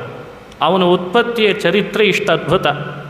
ಹಾಗಾಗಿ ತಾಯಿ ಗರ್ಭವಾಸನೆ ಮಾಡದೆ ತಂದೆ ಗರ್ಭದಲ್ಲೇ ಇದ್ದು ಮಂತ್ರದ ಶಕ್ತಿಯಿಂದ ಭೂಮಿಗೆ ಹುಟ್ಟಿದಂಥ ರಾಜ ಮಾಂಧಾತೃ ಅಂತ ಅವನ ಚರಿತ್ರೆಯನ್ನು ಭಾಗವತ ಹೇಳ್ತಾರೆ. ನಿನ್ನೆ ಆಚಾರ್ಯ ದೇವೋಭವ, ಪಿತೃದೇವೋಭವ, ಅತಿಥಿ ದೇವೋಭವ ಆಯ್ತಲ್ವ, ಇವತ್ತು ಮಂತ್ರದೇವೋಭವ ಅಂತ ಒಂದು ಹೊಸದು ಅನುಸಂಧಾನ ಮಾಡಬೇಕು. ಮನುಷ್ಯರು ಮಂತ್ರಗಳ ಮೇಲೆ ವಿಶ್ವಾಸ ಇಟ್ಟು ಅವುಗಳನ್ನು ಚೆನ್ನಾಗಿ ಶ್ರದ್ಧೆ ಪಡೆದರೆ ಯಾವುದೂ ಅಸಾಧ್ಯ ಅಲ್ಲ. ವಿಪ್ರರಿಗಂತೂ ಮಂತ್ರವೇ ಆಯುಧ ಅಂತಾರೆ. ಮಂತ್ರಾಯುಧ ಬ್ರಾಹ್ಮಣಾ ಅಂತ. ಇವತ್ತು ನಾವು ಕಳ್ಕೊಂಡಿರೋದೇ ಆ ಮಂತ್ರದಲ್ಲಿರುವ ಶಕ್ತಿಯನ್ನು. ಅವು ನಮ್ಮ ಹತ್ರ ಬಂದಿದ್ದಾವೆ, ನನ್ನನ್ನು ಉಪಯೋಗಿಸ್ಕೊಂಡು ನಿನಗೆ ಅರ್ಹತೆಗನುಗುಣ ಫಲ ಪಡಿ ಅಂತ ನಾವು ವಿಶ್ವಾಸ ಮಾಡ್ತಾ ಇಲ್ಲ. ಗಾಯತ್ರಿ ಮಂತ್ರ ಇದೆ, ವಾಸುದೇವ ದ್ವಾದಶಾಕ್ಷರ ಮಂತ್ರ ಇದೆ, ನಾರಾಯಣ ಮಂತ್ರ ಇದೆ, ಎಂಥೆಂಥ ಮಂತ್ರಗಳಿದ್ದಾವೆ, ವ್ಯಾಹೃತಿ ಮಂತ್ರ ಇದೆ, ಪುರುಷ ಸೂಕ್ತವೂ ಒಂದು ಮಂತ್ರ ರೂಪವಾದದ್ದಿದೆ. ಇಷ್ಟು ಮಂತ್ರಗಳು ಹತ್ತಿರದಲ್ಲಿದ್ದು ಬಯಸಿದ ಅಭೀಷ್ಟಗಳನ್ನು ಕೊಡ್ತೇವೆ ಅಂತಿದ್ರೂ ನಾವು ಬೇಡ ಬೇಡ ಬೇಡ ಅಂತಿದ್ದೇವೆ. ಅದು ಬಿಟ್ಟು ಬೇರೆ ಏನಾದರೂ ಉಪಾಯ ಹೇಳ್ರಿ. ಯಾಕೆ ಬೇಕು ಬೇರೆ ಉಪಾಯ? ನಿನ್ನ ಹತ್ರ ಇಷ್ಟೆಲ್ಲ ಮಂತ್ರಗಳಿವೆ ಅಲ್ಲ, ಕಲಿಯುಗದೊಳಗೂ ಸಿದ್ಧಿ ಕೊಡಬಹುದಾದ ಮಂತ್ರಗಳು. ಅಂಥ ಮಂತ್ರದ ಶಕ್ತಿಯನ್ನು ಹೇಳಲಿಕ್ಕೆ ಮಾಂಧಾತೃವಿನ ಉಪಾಖ್ಯಾನ ಭಾಗವತದಲ್ಲಿ ಬಂತು. ಇನ್ನು ಬ್ರಹ್ಮಜ್ಞಾನದ ಸಾಮರ್ಥ್ಯ ಹೇಳಲಿಕ್ಕೆ ಸೌಭರಿಗಳು ಉಪಾಖ್ಯಾನ. ನೋಡಬಾರ್ದದ್ದನ್ನು ನೋಡಬಾರ್ದು, ಕೇಳಬಾರ್ದದ್ದನ್ನು ಕೇಳಬಾರ್ದು ಇತ್ಯಾದಿಗಳನ್ನು ಪರಿಚಯಿಸಲಿಕ್ಕೂ ಸೌಭರಿಗಳ ಉಪಾಖ್ಯಾನ. ಇನ್ನೊಂದು ಒಳರಹಸ್ಯವನ್ನು ಹೇಳ್ತಾರೆ. ಸ್ವಲ್ಪ ಇದು ವೇದಾಂತದ ವಿಷಯ, ಬಿಟ್ಟು ಹೋಗ್ಲಿಕ್ಕೆ ಅವಕಾಶ ಇಲ್ಲ, ಅದಕ್ಕೆ ಹೇಳ್ತಿದ್ದೇನೆ. ನಾವು ಮಾಡುವಂತಹ ಸಾಧನ ಬ್ರಹ್ಮಜ್ಞಾನ ಪಡೀಲಿಕ್ಕೆ ಕಾರಣ ಆಗ್ತದೆ ನಿಜ. ಒಂದು ಬಾರಿ ಬ್ರಹ್ಮಜ್ಞಾನ ಸಂಪಾದಿಸಿದ ಮೇಲೆ ಸಂಪಾದಿಸಿದ ಬ್ರಹ್ಮಜ್ಞಾನಕ್ಕೆ ಶಕ್ತಿ ಎಷ್ಟು? ನಮ್ಮದೇ ಆದಂತಹ ಸಂಚಿತ ಆಗಾಮಿಗಳೇನೋ ಹೋಗಿಬಿಡ್ತಾವೆ. ಆದರೆ ಪ್ರಾರಬ್ಧ ಅಂತ ಒಂದಿದೆ. ಪ್ರಾರಬ್ಧ ಮಾತ್ರ ಅವಶ್ಯ ಅನುಭವಿಸಬೇಕು ಅಂತ ಇರೋದು. ಆದರೆ ಬ್ರಹ್ಮಜ್ಞಾನ ಬಂತು ಅಂದರೆ ಆ ಪ್ರಾರಬ್ಧವನ್ನು ಕೂಡ ಸಂಕೋಚ ಮಾಡಿಕೊಳ್ಬಹುದು ಅನ್ಲಿಕ್ಕೆ ಈ ಕಥೆ ಅಂತ. ಹೇಗೆ ಸಂಕೋಚ ಮಾಡಿಕೊಂಡ್ರು ಸೌಭರಿಗಳು? 50 ಜನ್ಮ ತೆರಲಿಕ್ಕಿರುವಷ್ಟು ಪ್ರಾರಬ್ಧ ಕರ್ಮ ಇತ್ತಂತವ್ರು. ಅವರಿಗೆ ಅದು ಬೇಡವಾಯಿತು. ನಾ ಇನ್ನೂ 50 ಜನ್ಮ ಗರ್ಭವಾಸ ಮಾಡಿ ಭೂಮಿಯಲ್ಲಿ ಹುಟ್ಟಿ ಸಮಯ ಹೆಚ್ಚು ತಗೊಳ್ತದೆ. ಬ್ರಹ್ಮನನ್ನು ಪ್ರಾರ್ಥನೆ ಮಾಡಿಕೊಂಡ್ರು, ಪರಬ್ರಹ್ಮನನ್ನು. ಸ್ವಾಮಿ, ನನ್ನ ಕರ್ಮ ಹೀಗೆ ಅಂತ ನನ್ನ ಕಣ್ಣು ಮುಂದಿದೆ, ನಿನ್ನನ್ನು ಆರಾಧಿಸಿದ್ದೇನೆ, ನಿನ್ನನ್ನು ಒಲಿಸಿದ್ದೇನೆ, ಒಂದೇ ಜನ್ಮದಲ್ಲೇ 50 ಜನ್ಮದ ಪ್ರಾರಬ್ಧ ಕಳ್ಕೊಳ್ಳೋ ವರ ಕೊಡು ಅಂತ ಬರುತ್ತೆ. ಓಂ ಉಪಮರ್ದಂಚ ಓಂ ಅಂತ ಒಂದು ಬ್ರಹ್ಮಸೂತ್ರ. ನಾವೇ ಮಾಡಿದ ಪ್ರಾರಬ್ಧ ಕರ್ಮ ಜ್ಞಾನದ ಸಾಮರ್ಥ್ಯದಿಂದ ಉಪಮರ್ದಂಚ ಅದರ ಫಲವನ್ನು ಉಪಮರ್ದಗೊಳಿಸ್ಕೊಳ್ಬಹುದು ಅಂತನ್ಲಿಕ್ಕೆ ಈ ಕಥೆಯನ್ನು ಹೇಳಿದ್ದಾರಂತೆ. ಅವಶ್ಯಮನುಭೋಕ್ತವ್ಯಂ ಕೃತಂ ಕರ್ಮ ಶುಭಾಶುಭಂ ಅಂತ ಒಂದು ಮಾತು. ನಾವು ಮಾಡಿದಂತಹ ಶುಭ ಕರ್ಮ ಅಶುಭ ಕರ್ಮಗಳು ಅವಶ್ಯ ನಾವು ಅನುಭವಿಸಲೇಬೇಕು ಅಂತ ನಿರವಕಾಶವಾದ ಮಾತಿದ್ದರೂ ಬ್ರಹ್ಮಜ್ಞಾನಿಗೆ ಮಾತ್ರ ಎಕ್ಸ್ಕ್ಯೂಸ್ ಇದೆ ಅಂತ ಒಂದು ಕ್ಲಾಸ್ ಹಾಕಿಬಿಟ್ಟಿದ್ದಾರೆ. ಇದನ್ನು ಇಲ್ಲಿ ತೋರಿಸಿದ್ದಾರೆ ನೋಡಿ, ಜ್ಞಾನದ ಸಾಮರ್ಥ್ಯ. ಅದಕ್ಕೆ ಭಗವಂತ ಕೃಷ್ಣ ಗೀತೆಯಲ್ಲಿ ನನ್ನ ಸಾಕ್ಷಾತ್ಕಾರಕ್ಕಿಂತಲೂ ಮತ್ತೊಂದು ಜಗತ್ತಿನಲ್ಲಿ ಪವಿತ್ರ ಇಲ್ಲ ಅಂತ ಹೇಳಿದ. ಜ್ಞಾನಾಗ್ನಿ ಸರ್ವಕರ್ಮಾಣಿ ಭಸ್ಮಸಾತ್ ಕುರುತೆ ಅಂಜಸ. ಜ್ಞಾನದ ಬೆಂಕಿ ಯಾರ ಹೃದಯದಲ್ಲಿ ಉರಿತದೆ ಅವರ ಪ್ರಾರಬ್ಧ ಕರ್ಮವೂ ಕೂಡ ಈ ಅರ್ಥದಲ್ಲಿ ಉಪಮರ್ದಗೊಳಿಸ್ಲಿಕ್ಕೆ ಬರ್ತದೆ ಅಂತ ಅಭಿಪ್ರಾಯ. ಈ ವೇದಾಂತದ ರಹಸ್ಯವನ್ನು ಸೌಭರಿ ಋಷಿಗಳ ಉಪಾಖ್ಯಾನವನ್ನು ಕೇಳಿ ನಾವು ಅನುಸಂಧಾನ ಮಾಡಬೇಕು. ಸೌಭರಿಗಳ ಕಥೆ ಬಹಳ ಅರ್ಥದಲ್ಲಿ ಸ್ಫೂರ್ತಿದಾಯಕ ಅಂತ ತಿಳಿಸಿದ್ದಾರೆ. ಇದು 9ನೇ ಸ್ಕಂದದ ಮತ್ತೊಂದು ಅಂಶ. ಅಂತೂ ಸೌಭರಿಗಳ ವೈರಾಗ್ಯ, ಕರ್ಮಗಳ ಪ್ರಾರಬ್ಧ ಅನುಭವ, ಜ್ಞಾನದ ಸಾಮರ್ಥ್ಯದಿಂದ ಭೋಗದ ಅನುಭವ, ನವರೂಪವನ್ನು ತಾಳಿದ್ದು ನವಯೌವನಕ್ಕೆ ಮರಳಿದ್ದು ಎಷ್ಟು ಸಾಮರ್ಥ್ಯ ಅಂತ ಸಹಜವಾಗಿ ನಮಗೆ ಅರ್ಥ ಆಗ್ತದೆ. ಮೇಲೆ ಕಥೆ ಕೇಳಿದಾಗಲೇ ನಾವು ಪಡೆದ್ರೆ ಅಂಥ ಜ್ಞಾನ ಪಡಿಬೇಕು, ಅಂಥ ಭಕ್ತಿ ದೇವರಲ್ಲಿ ಮಾಡಬೇಕು, ಅದರಿಂದ ನಾವು ಬೇಕಾದದನ್ನು ಪಡಿಬೋದು ಅನ್ನೋ ಚಿಂತನೆಯನ್ನು ಭಾಗವತ ಕೊಡ್ತು.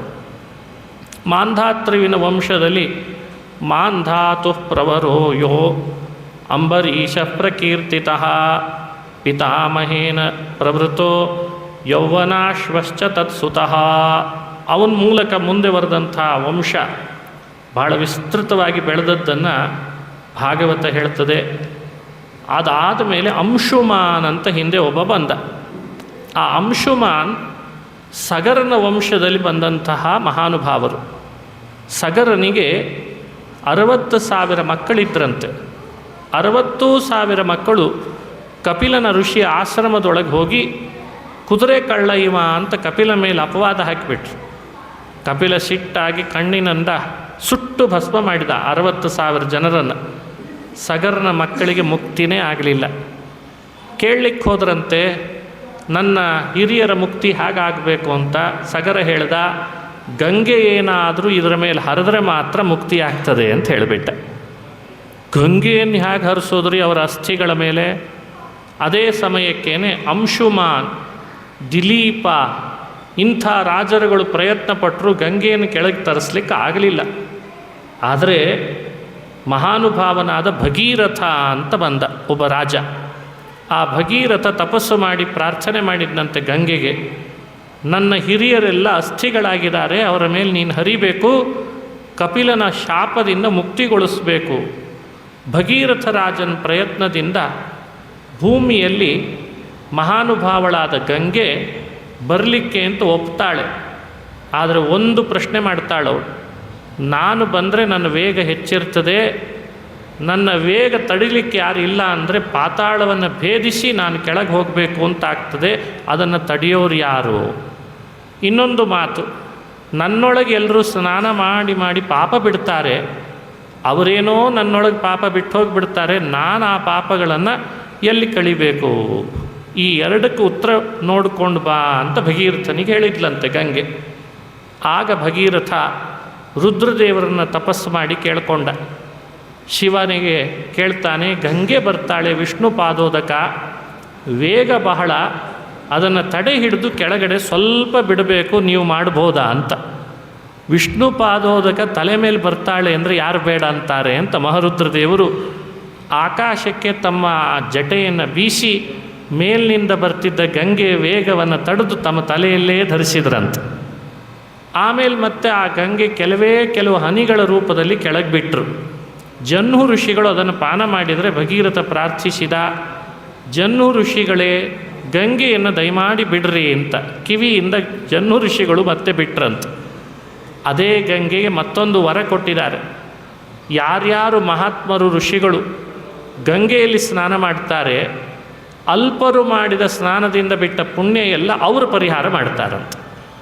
ಹೀಗಾಗಿ ದೇವಾನುದೇವತೆಗಳಲ್ಲಿ ಉತ್ತಮ ದೇವತೆಗಳು, ಉತ್ತಮ ಋಷಿಗಳು ಗಂಗೆಯಲ್ಲಿ ಅವಗಾಹನ ಮಾಡಿದಾಗ ನಾವೆಲ್ಲ ಅವಗಾಹನ ಮಾಡಿ ಬಿಟ್ಟೋದ ಪಾಪ ಅವರು ಅದನ್ನು ಕಳೀತಾರಂತೆ. ಆ ಕಾರಣಕ್ಕಾಗಿ ಗಂಗಾ ಸ್ನಾನ ವಿಶೇಷ.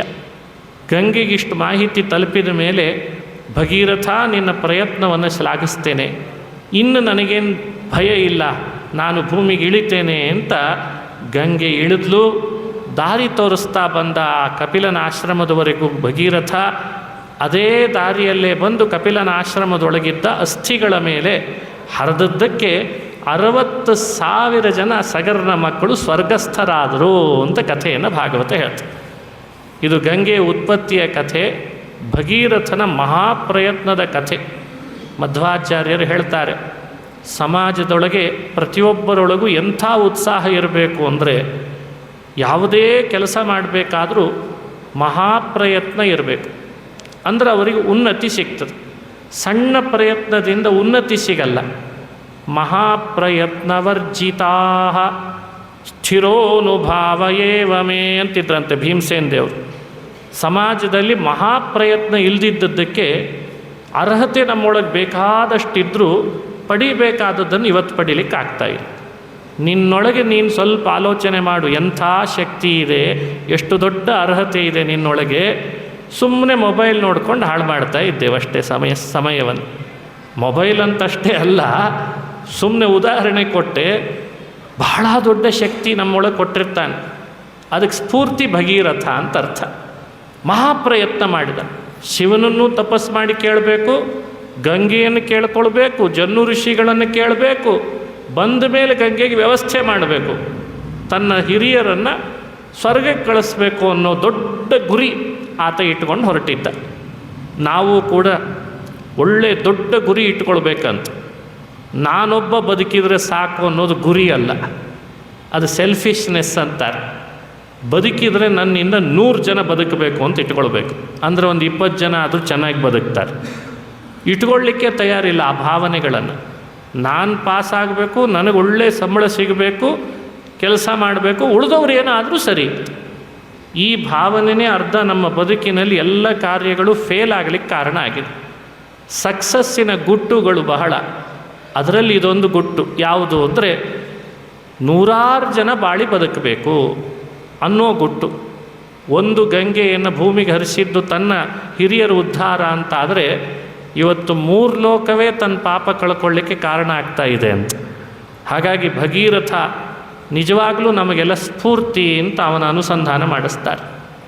ಹೀಗೆ ಭಗೀರಥನ ಪ್ರಯತ್ನದಿಂದ ಸಗರ್ನ ಮಕ್ಕಳಿಗೆ ಸ್ವರ್ಗ ಸಿಕ್ತು ಅನ್ನುವಂಥ ಭಗೀರಥ ಸ ರಾಜರ್ಷಿ ನಿನ್ನೆ ಭುವನ ಪಾವನೀ ಯತ್ರ ಸ್ವಪಿತೃಣಾಂ ದೇಹ್ಯ ಭಸ್ಮೀಭೂತಾಸ್ಮ ಶೋಭತೆ. ಗಂಗೆಗಾದರೂ ಅಂಥ ಶಕ್ತಿ ಯಾಕೆ ಬಂತು? ಗಂಗೆಗೆ ಆ ಶಕ್ತಿ ಬರಲಿಕ್ಕೆ ವಿಷ್ಣುವಿನ ಪಾದ ತೊಳೆದದ್ರಿಂದ ಅಂತ ಹೇಳ್ತಾರೆ.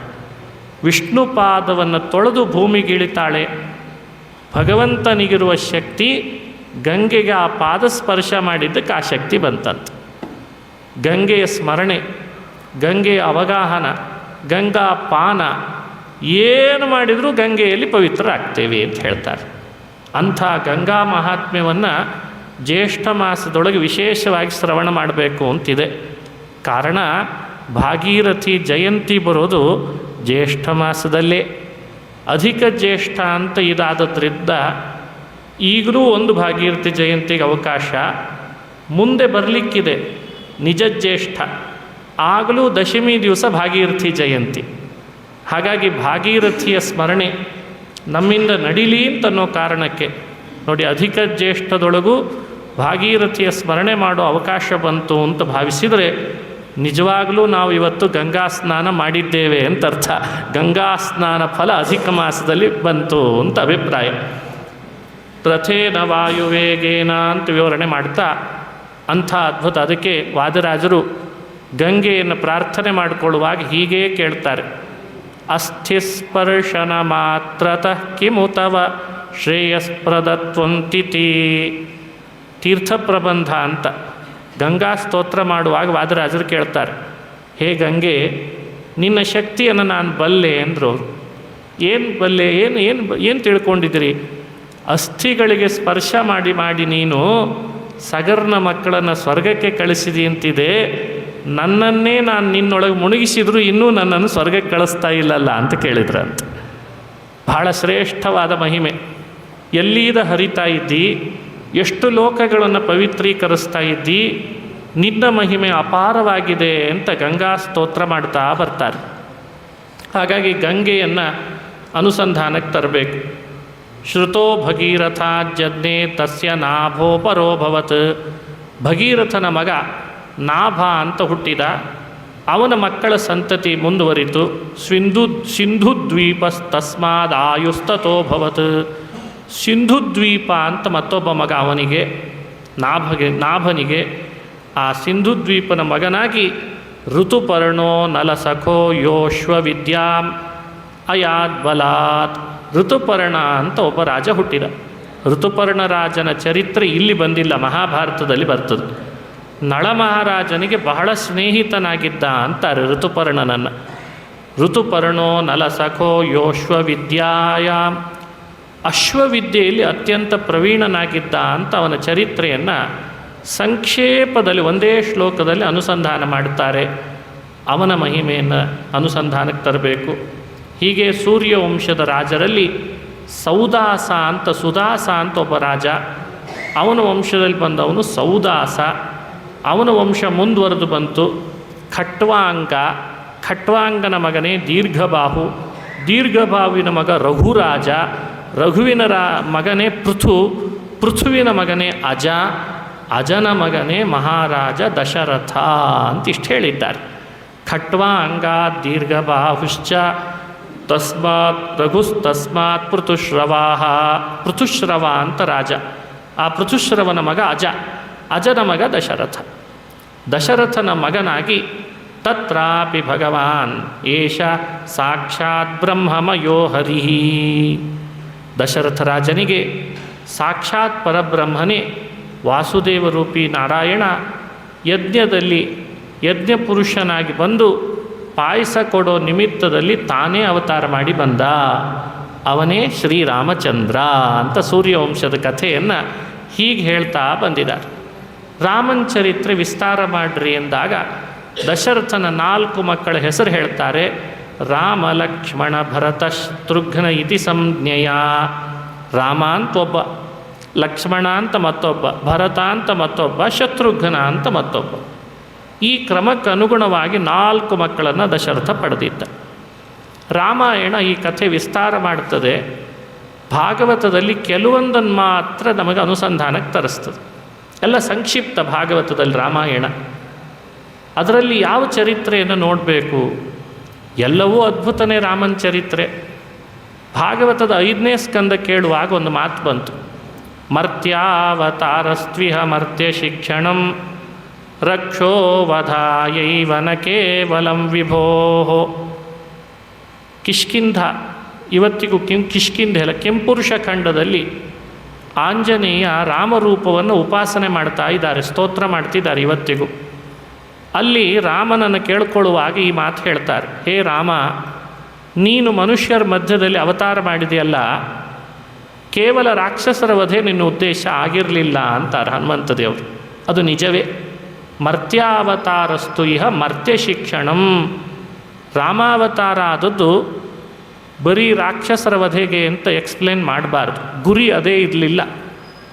ಏನಿತ್ತು ಗುರಿ ರಾಮಾವತಾರಕ್ಕೆ? ಮನುಷ್ಯರು ಹೇಗೆ ಬದುಕಬೇಕು ಅಂತ ತಿಳಿಸ್ಕೊಡೋದು ರಾಮಾವತಾರದ ಗುರಿ ಅಂತ. ಮರ್ತ್ಯಾವತಾರ ಮರ್ತ್ಯ ಶಿಕ್ಷಣಂ ಮರ್ತ್ಯಾವತಾರ. ಮನುಷ್ಯರ ಶಿಕ್ಷಣಕ್ಕಾಗಿ ರಾಮಾವತಾರ. ಶಿಕ್ಷಣ ಅಂದರೆ ಯಾವ ಮುಖವಾಗಿ? ಆಚಾರ, ವಿಚಾರ, ಸಂಸ್ಕೃತಿ, ಕುಟುಂಬದ ವ್ಯವಸ್ಥೆ, ಅಧಿಕಾರದ ವ್ಯವಸ್ಥೆ, ಪ್ರಜಾಪಾಲನ, ಧರ್ಮದ ಸಂರಕ್ಷಣ, ತಾನೂ ಮಾಡಿ ಮತ್ತೊಬ್ಬರಿಂದಲೂ ಧರ್ಮವನ್ನು ಮಾಡಿಸೋದು. ಅಧರ್ಮದಂತಹ ಪ್ರತಿಬಂಧಕಗಳು ಬಂದರೆ ಧರ್ಮ ಮಾಡಲಿಕ್ಕೆ ಬರುವ ದುರಿತಗಳನ್ನು ಪರಿಹಾರ. ಇವನ್ನೆಲ್ಲ ಹೇಗೆ ಮಾಡಬೇಕು ಅಂತ ತಿಳಿಸ್ಕೊಡ್ಲಿಕ್ಕೆ ರಾಮಾವತಾರ ಅಂತ ಭಾವಿಸಬೇಕು. ಗುರುವರ್ಥೇ ತ್ಯಕ್ತರಾಜ್ಯ ವ್ಯಚರದನುವನಂ ಪದ್ಮಪದ್ಭ್ಯಾಂ ಪ್ರಿಯಾಯಾ ಪಾಣಿಸ್ಪರ್ಶಾಕ್ಷಮಾಭ್ಯಾಂ ಮೃಜಿತ ಪಥರುಜೋ ಯೋ ಹರೀಂದ್ರಾನುಜಾಭ್ಯಾಂ.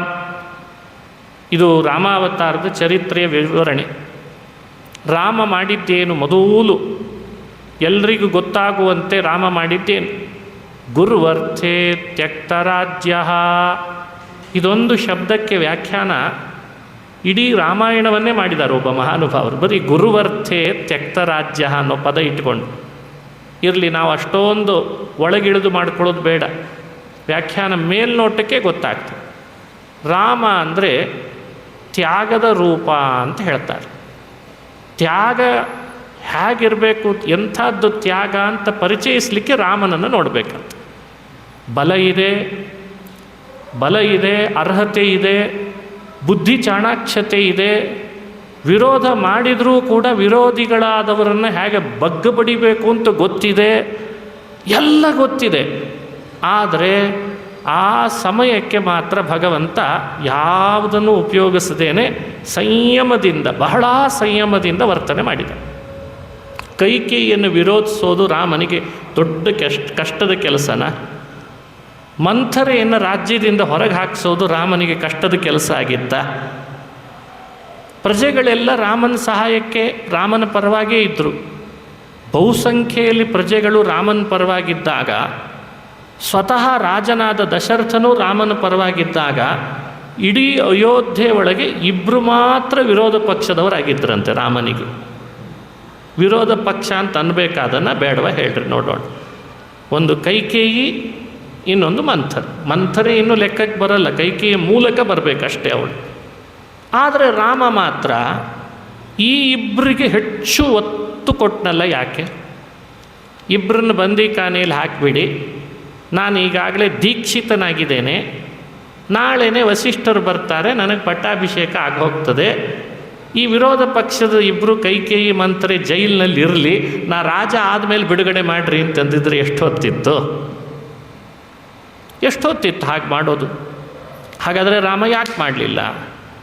ಗುರ್ವರ್ಥೇ ತ್ಯಕ್ತ ರಾಜ್ಯ, ರಾಜ್ಯ ಬಿಟ್ಟೇನು, ನಾನು ಮಾಡಬೇಕಾದ ದೈವ ಕಾರ್ಯ, ನಾನು ಮಾಡಬೇಕಾದ ಶತ್ರು ಸಂಹಾರ, ಕಾಡಿನಲ್ಲಿದ್ದ ಋಷಿ ಮುನಿಗಳಿಗೆ ತಪಸ್ಸಿಗೆ ಅನುಕೂಲ ಆಗಬೇಕು, ಅವ್ರು ಮಾಡೋ ತಪಸ್ಸು ಅಂದರೆ ಅದು ಲೋಕಕ್ಕೆ ಶಾಂತಿಯನ್ನುಂಟು ಮಾಡುವಂಥದ್ದು, ಅದಕ್ಕೆ ವಿಘ್ನ ಮಾಡೋ ರಾಕ್ಷಸರ ಸಂಹಾರ, ಇದೆಲ್ಲ ದೂರದೃಷ್ಟಿ ಇಟ್ಕೊಂಡು ಕೈಕೇಯಿ ಮಂಥರೆಯನ್ನು ನಿಮಿತ್ತ ಮಾಡಿಕೊಂಡು ರಾಮ ಏನು ಮಾಡಿಬಿಟ್ಟ, ಅವಳಿಗಾದರೂ ಸಂತೋಷ ಆಗ್ತದಲ್ಲ ಅಂತನ್ನೋ ನೆಪವಟ್ಟಿ ನಾ ಕಾಡಿಗೆ ಹೋಗ್ತೀನಿ ಅಂತಂದಂತೆ.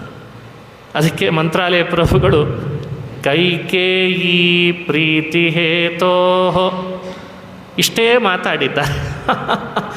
ಕೆಟ್ಟವಳನ್ನು ಪ್ರೀತಿ ಪಡಿಸ್ಲಿಕ್ಕೆ ಬರ್ತದೆ ಅಂತನ್ಲಿಕ್ಕೆ ರಾಮನೇ ಅಂತ. ಈಗೇನಾಗಿದೆ ಸಮಸ್ಯೆ ಸಮಾಜದಲ್ಲಿ, ಈಗಾಗಲೇ ಅವರು ಒಳ್ಳೆಯವರೇ ಇರ್ತಾರೆ, ಅವರನ್ನು ಸಂತೋಷಪಡಿಸಿ ಅವರಿಂದ ಶ್ಲಾಘನೆ ಮಾಡಿಸ್ಕೊಳ್ಳೋದು ದೊಡ್ಡದ? ಅವರು ನಮ್ಮವರೇ ಅವರು ಅಂದ ಕೃಷ್ಣರಾಮ. ಪ್ರಜೆಗಳು ನಮ್ಮವರೇ, ಅಪ್ಪ ನಮ್ಮವನೇ, ಕೌಸಲ್ಯೆ ನನ್ನ ಅಮ್ಮನೇ, ಅವಳು ನನ್ನ ಹೊಗಳ್ತಾರೆ, ಅದೇನು ದೊಡ್ಡದು? ನಾನು ಕಾಡಿಗೆ ಹೋಗಲಿ ಅಂತ ಅಪೇಕ್ಷಿಸ್ತಿರೋಳು ಯಾರು? ಕೈಕೇಯಿ. ಸರಿ ಬಿಡು ಹಾಗಾದರೆ ಅಂದ. ಸರಿ, ಅವಳಿಗಾಗೇ ಇರಲಿ. ಕೈಕೇಯಿ ಪ್ರೀತಿ ಹೇತೋ ಸಸಹಜ ನೃಪಜೋ ವಾಲ್ಕಲೀಯಾನರಣ್ಯಂ ಗಂಗಾ ತಾರಿ ಗುಹಾರ್ಚ್ಯ ಕೃತರುಚಿರ ಜಟೋ ಗೀಷ್ಪತೆ ಪುತ್ರಮಾನ್ಯ.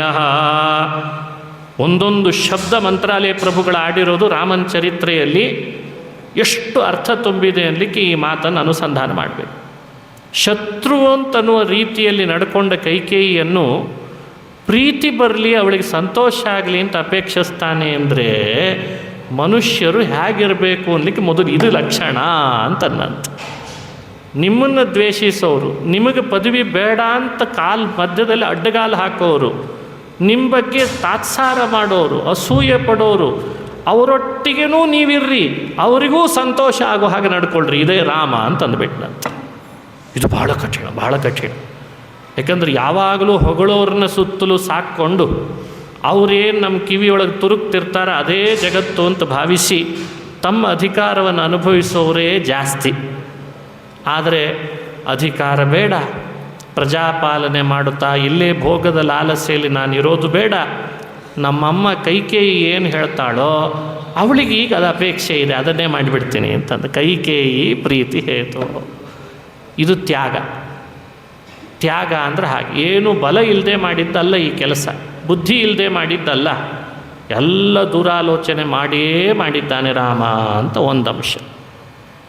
ಸಸಹಜ ನೃಪಜೋ ವಲ್ಕಲೀಯಾನರಣ್ಯಂ.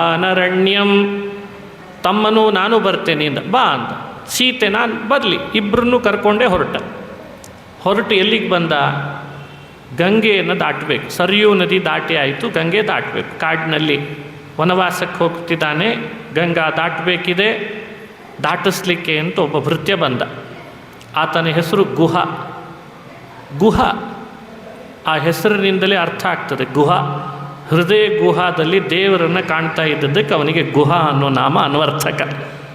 ಅವನೊಬ್ಬ ದೈವ ಭಕ್ತ, ಆದರೆ ಜನ್ಮನ ಅವನೇನು ವೇದಾಧ್ಯಯನಶೀಲ ಅಲ್ಲ, ವೇದ ಓದಿ ಭಾರಿ ಎಜುಕೇಟೆಡ್ ಆದದ್ದ ಅಂತೇನಿಲ್ಲ.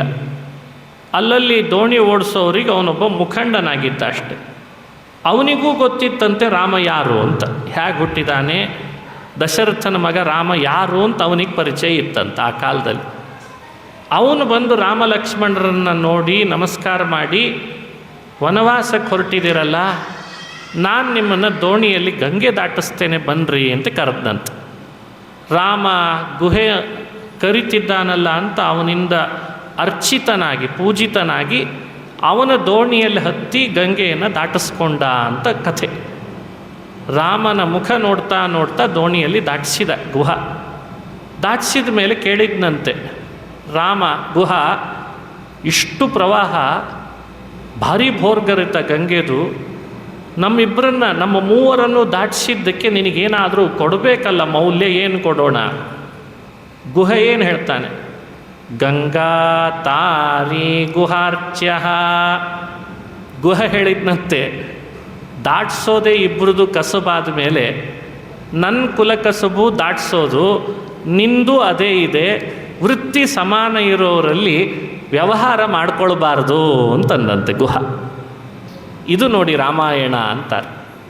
ನಾನು ದಾಟಿಸೋ ಕೆಲಸ ಮಾಡ್ತೇನೆ, ನಾನು ಗಂಗೆಯಲ್ಲಿ ಯಾರೇ ಬರ್ತಾರೆ ದಡಕ್ಕೆ ಅಂದರೂ ದೋಣಿಯಲ್ಲಿ ದಾಟಿಸ್ತೇನೆ, ಈ ದಡದಿಂದ ಆ ದಡಕ್ಕೆ. ನೀನು ದಾಟಿಸೋ ಕೆಲಸ ಮಾಡ್ತೀಯ. ರಾಮ ಅಂದ, ನಂದೇನಿದೆ ದಾಟಿಸೋದು, ನಾನು ಬರೀ ಗಂಗೆ ದಾಟಿಸಿದರೆ ನೀನು ಸಂಸಾರದ ಪ್ರವಾಹವನ್ನೇ ದಾಟಿಸುವವ, ಹಾಗಾಗಿ ಮೌಲ್ಯ ಬೇಡ ಅಂತಂದ. ಅಂದರೆ ಗುಹನಿಗಿರುವಷ್ಟು ಅರಿವು ಇವತ್ತಿನ ಕುಬುದ್ಧಿ ಜೀವಿಗಳಿಗೆ ರಾಮನ ಬಗ್ಗೆ ಇಲ್ಲ ಅನ್ನೋದೇ ವಿಪರ್ಯಾಸ. ಅವತ್ತು ಗುಹನೇ ಆದರ ಮಾಡಿ ರಾಮನನ್ನು ದೋಣಿಯಲ್ಲಿ ಕರ್ಕೊಂಡು ಹೋದ. ರಾಜಕುಮಾರ ಅಂತ ಹಮ್ಮು ಬಿಮ್ಮುಗಳಿರಲಿಲ್ಲ ರಾಮನಿಗೆ. ಕಾಡಿಗೆ ಹೋಗಬೇಕಿದೆ, ಬರ್ತೀಯನೋ ಗುಹಾ ಅಂತ ಅಧಿಕಾರವಾಣಿಯಲ್ಲಿ ಕರೀಲಿಲ್ಲ. ಅವನಾಗೆ ರಾಮನ ಗುಣಗಳನ್ನು ಅರಿತು ಆ ಸೌಜನ್ಯದ ಮೂರ್ತಿಯನ್ನು ನನ್ನ ದೋಣಿಯಲ್ಲಿ ಕೂಡಿಸ್ಕೊಂಡ್ರೆ ನನಗೆ ಹೆಮ್ಮೆ ಅಂತ ಕೂಡಿಸ್ಕೊಂಡು ದಾಟಿಸಿದ್ನಂತೆ.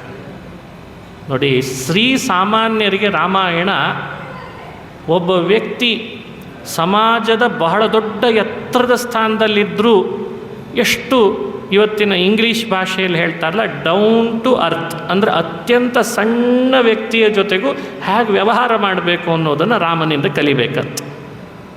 ಅದನ್ನು ರಾಮ ಅವತ್ತೇ ತೋರಿಸಿದ. ನಿನಗೇನು ಕೊಡಲಿ ಅಂದರೆ ಅವನಂತಾನೆ, ನೀನು ದಾಟಿಸೋ ಕೆಲಸ ಮಾಡ್ತೀನಿ, ನಾನು ದಾಟಿಸೋ ಕೆಲಸ ಮಾಡ್ತೇನೆ, ನನಗೆ ಯಾಕೆ ಇಲ್ಲ ಹಣ ಅಂತನ್ನತ್ತೆ. ಎಂದಾದರೂ ಯೋಚನೆ ಮಾಡಿದ್ದೇವೆ ನಾವಿದನ್ನು? ಶ್ರೀಮಂತಿಕೆ ಬರ್ಬೋದು, ಪದವಿಗಳು ಬರ್ಬೋದು, ಬರದೇ ಇರ್ಬೋದು, ಅಧಿಕಾರ ಸಿಗ್ಬೋದು, ಸಿಗದೇ ಇರ್ಬೋದು, ಕುಲದಲ್ಲಿ ಹುಟ್ಟಿರ್ಬೋದು, ಹುಟ್ಟದೇ ಇರ್ಬೋದು, ಮನುಷ್ಯರಾಗೋದನ್ನು ಮಾತ್ರ ಮರಿಬೇಡ್ರಿ ಅಂತಾನೆ ರಾಮ. ಅವರವರ ವೃತ್ತಿ, ಅವರವರ ಕುಲ ಕಸುಬಿಗೆ ಕೊಡಬೇಕಾದಂಥ ಮನ್ನಣೆಯನ್ನು ಸಮಾಜ ಕೊಡಲೇಬೇಕು. ಅದು ಯಾವ ವೃತ್ತಿ ಆದರೆ ಏನು, ಯಾವ ವೃತ್ತಿ ಆದರೆ ಏನು, ಅವನವನನ್ನು ಮನುಷ್ಯ ಅಂತ ಕಾಣು, ಅವನವನನ್ನು ಗೌರವಿಸು. ನಾನು ಇವನು ಮಾತ್ರ ಗೌರವಿಸ್ತೇನೆ, ಅವನು ಗೌರವಿಸಲ್ಲ ಅಂದರೆ ಇದು ಯಾವ ನ್ಯಾಯ?